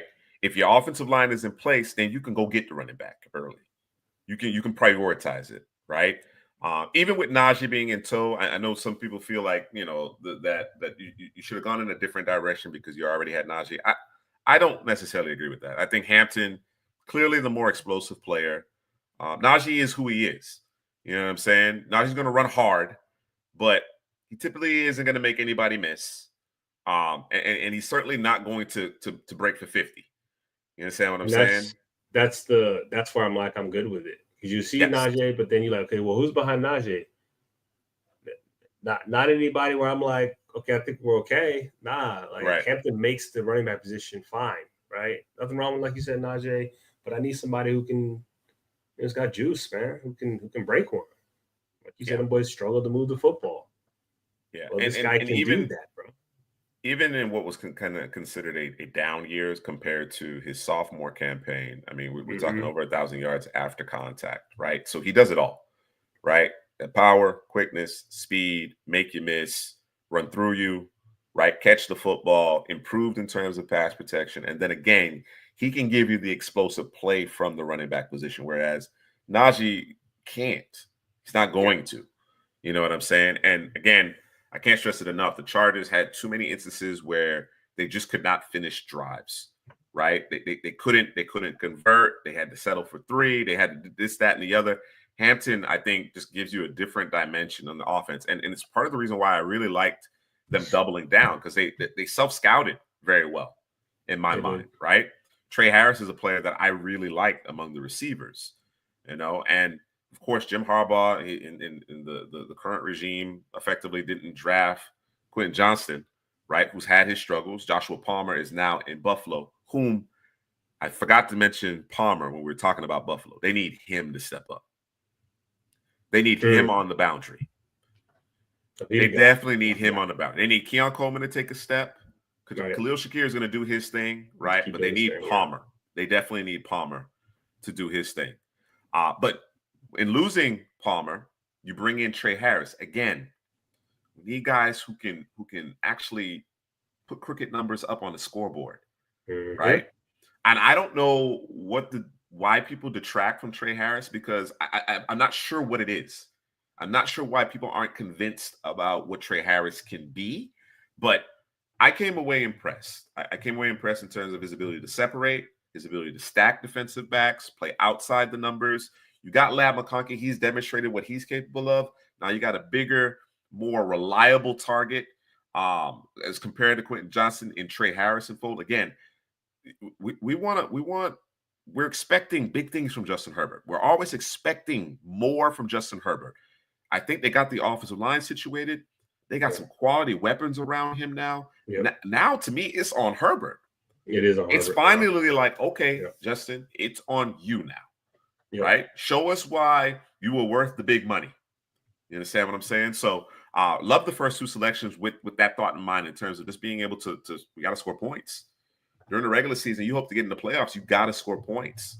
You know what I'm saying? So they started with Hampton and Harris, and then got your guy here, man, Jamari Caldwell, man, in the third. They did. I was kind of hoping to see him in and I know it was a pipe dream. Yeah, Even man front. I knew it wasn't that. But again, he can play either or.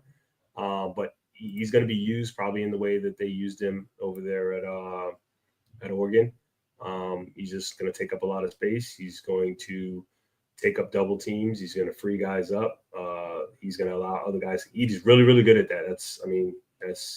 You saw that time and time again. But the other part of that is like, you could see where sometimes he would make a play. You know what I'm saying? He caused so much disruption. He's able to make the play. It would just been nice to see him in an even man front where he can do more of that. But 6'2", 332, man. I mean, that's a 6.5 sacks 2 seasons ago. 6.5 sacks. So it goes to show that he can get upfield. He can do it. He can get upfield, but he's an unselfish player as well. He's an unselfish player as well. So another good pick there for the Chargers. And follow that up with Kyle Kennard. Right? We thought he might make a late push. Right? Fizzled out a little bit. Ends up in the 4th round. But as certain players are getting longer in the tooth, and I imagine, with the Bosa's moving on and so on and so forth, you want to replenish that. Thule's my guy, you know what I'm saying? Our guy. Thule has really stepped up, but they needed more teeth in terms of that edge rush. So adding Kyle Kennard in the 4th round made a ton of sense.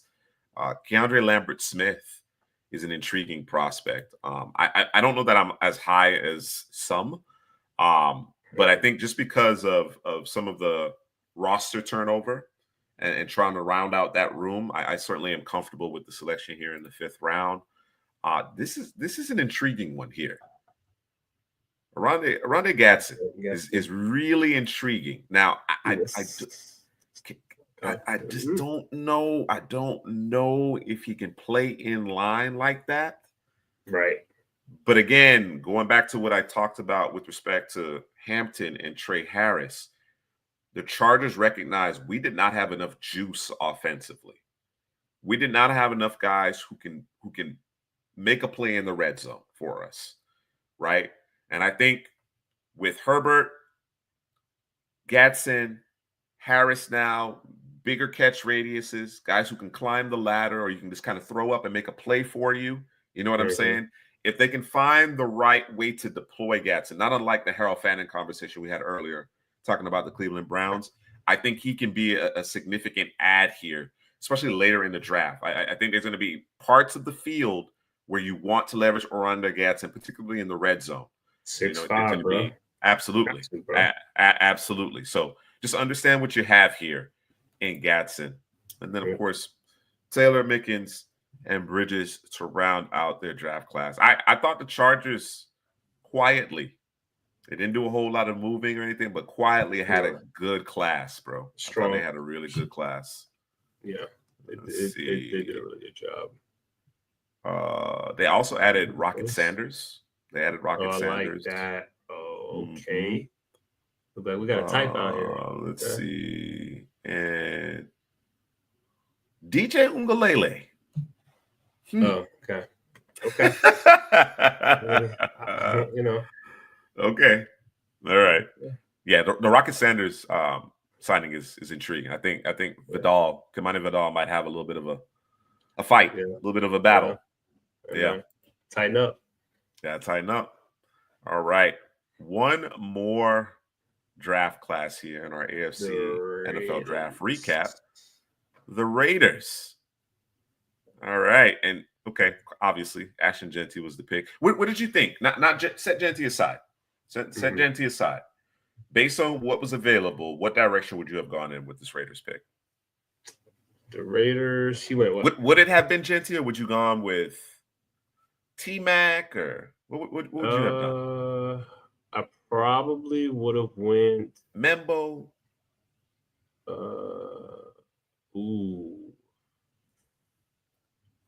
It's either Membo or probably would have been T-Mac. I don't think I would have went Jeanty there. Maybe trade down. Yeah. Maybe trade down and then see what's left, because it's Jeanty, T-Mac, and Membo. Those are kind of the three I'm thinking. Gotcha. And I think Membo went 7, so he would have been gone. T-Mac went 8. Yep. So probably would have still ended up with Jeanty, bro. Yeah, there you have it. There you have it. So Jeanty clearly in the minds of the Raiders brass front office, too good to pass up, right? Clear need in their backfield. Unique ball carrier, right? Like, he's special. That contact balance is insane.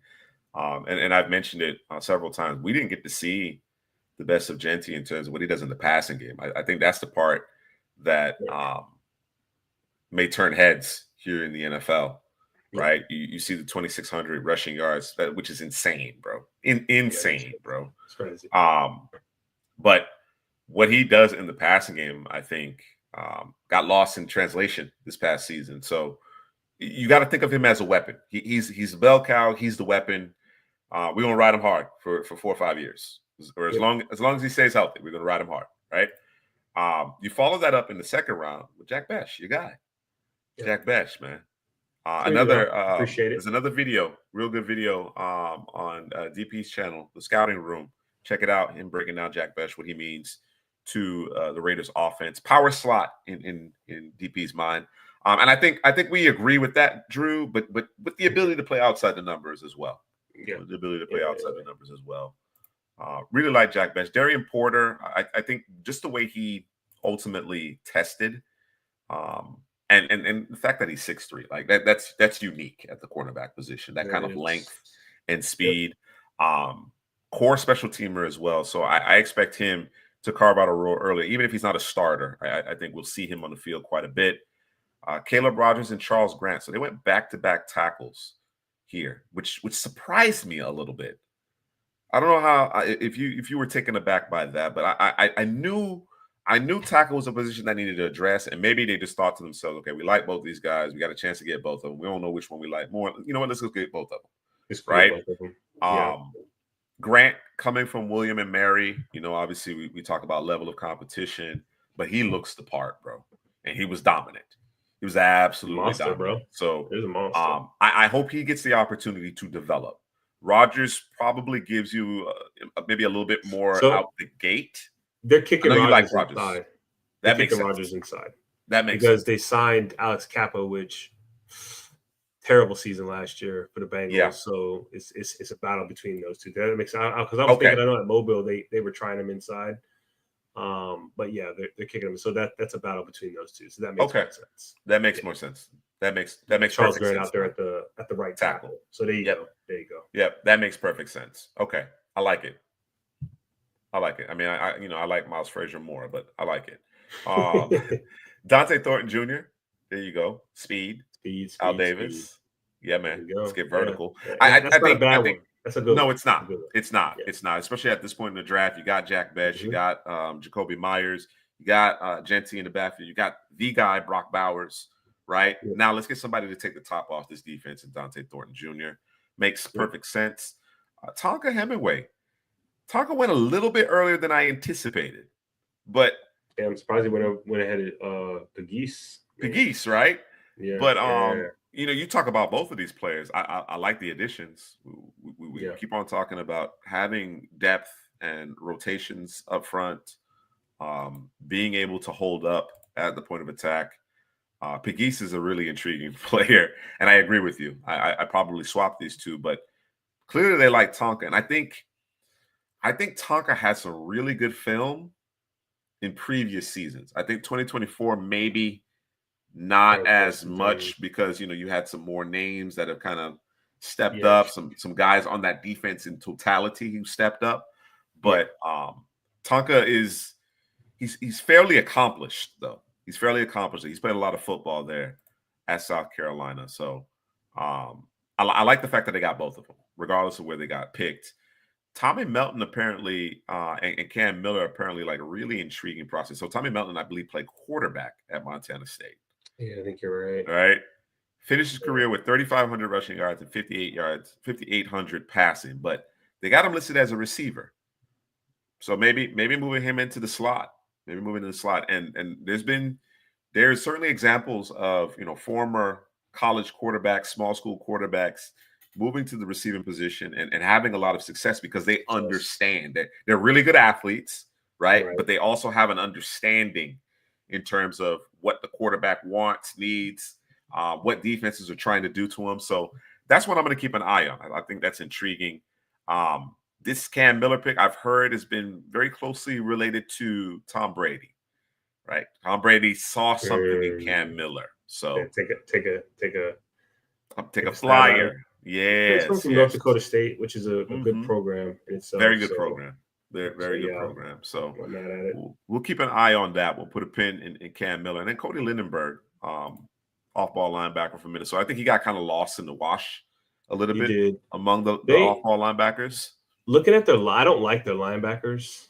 I'm gonna be honest with you. So I think when you go Pegues and you go Hemingway, you're trying to protect those linebackers, the Spillanes, Diablos. I think that's going to be a concern, not a concern, but it's going to be something they're going to have to look into next year because it's not even they can do anything right now. And they got Devin White, you got Tommy Eichenberg. The draft was that Tommy Eichenberg is year 3 for him. I can't remember. Yes, I believe it's 3. And then, they've been trying some things, and I know the Raiders fans have long felt like this is a position that they need to get addressed. They've been trying some things. They just haven't made a concerted effort early in the draft. They just haven't. Can't blame them. They haven't necessarily, paid big. They haven't valued it that way. So we'll see if that changes in 2026. Get a look at some of those. My guy CJ Allen. You know what I'm saying? That's a baller. CJ Allen. In terms of the undrafted guys, Zachary Franklin, Josh Joyner, the edge from Minnesota, Jalen Walker, another linebacker from Indiana. He's an intriguing prospect. Mello Dotson from Kansas, a corner, and then another corner, Greedy Vance Jr. as well. Dorian Singer got a camp invite too. Okay, Dorian, let's go, man. Most of see it if now. he can stick. See if he can stick, man. All right.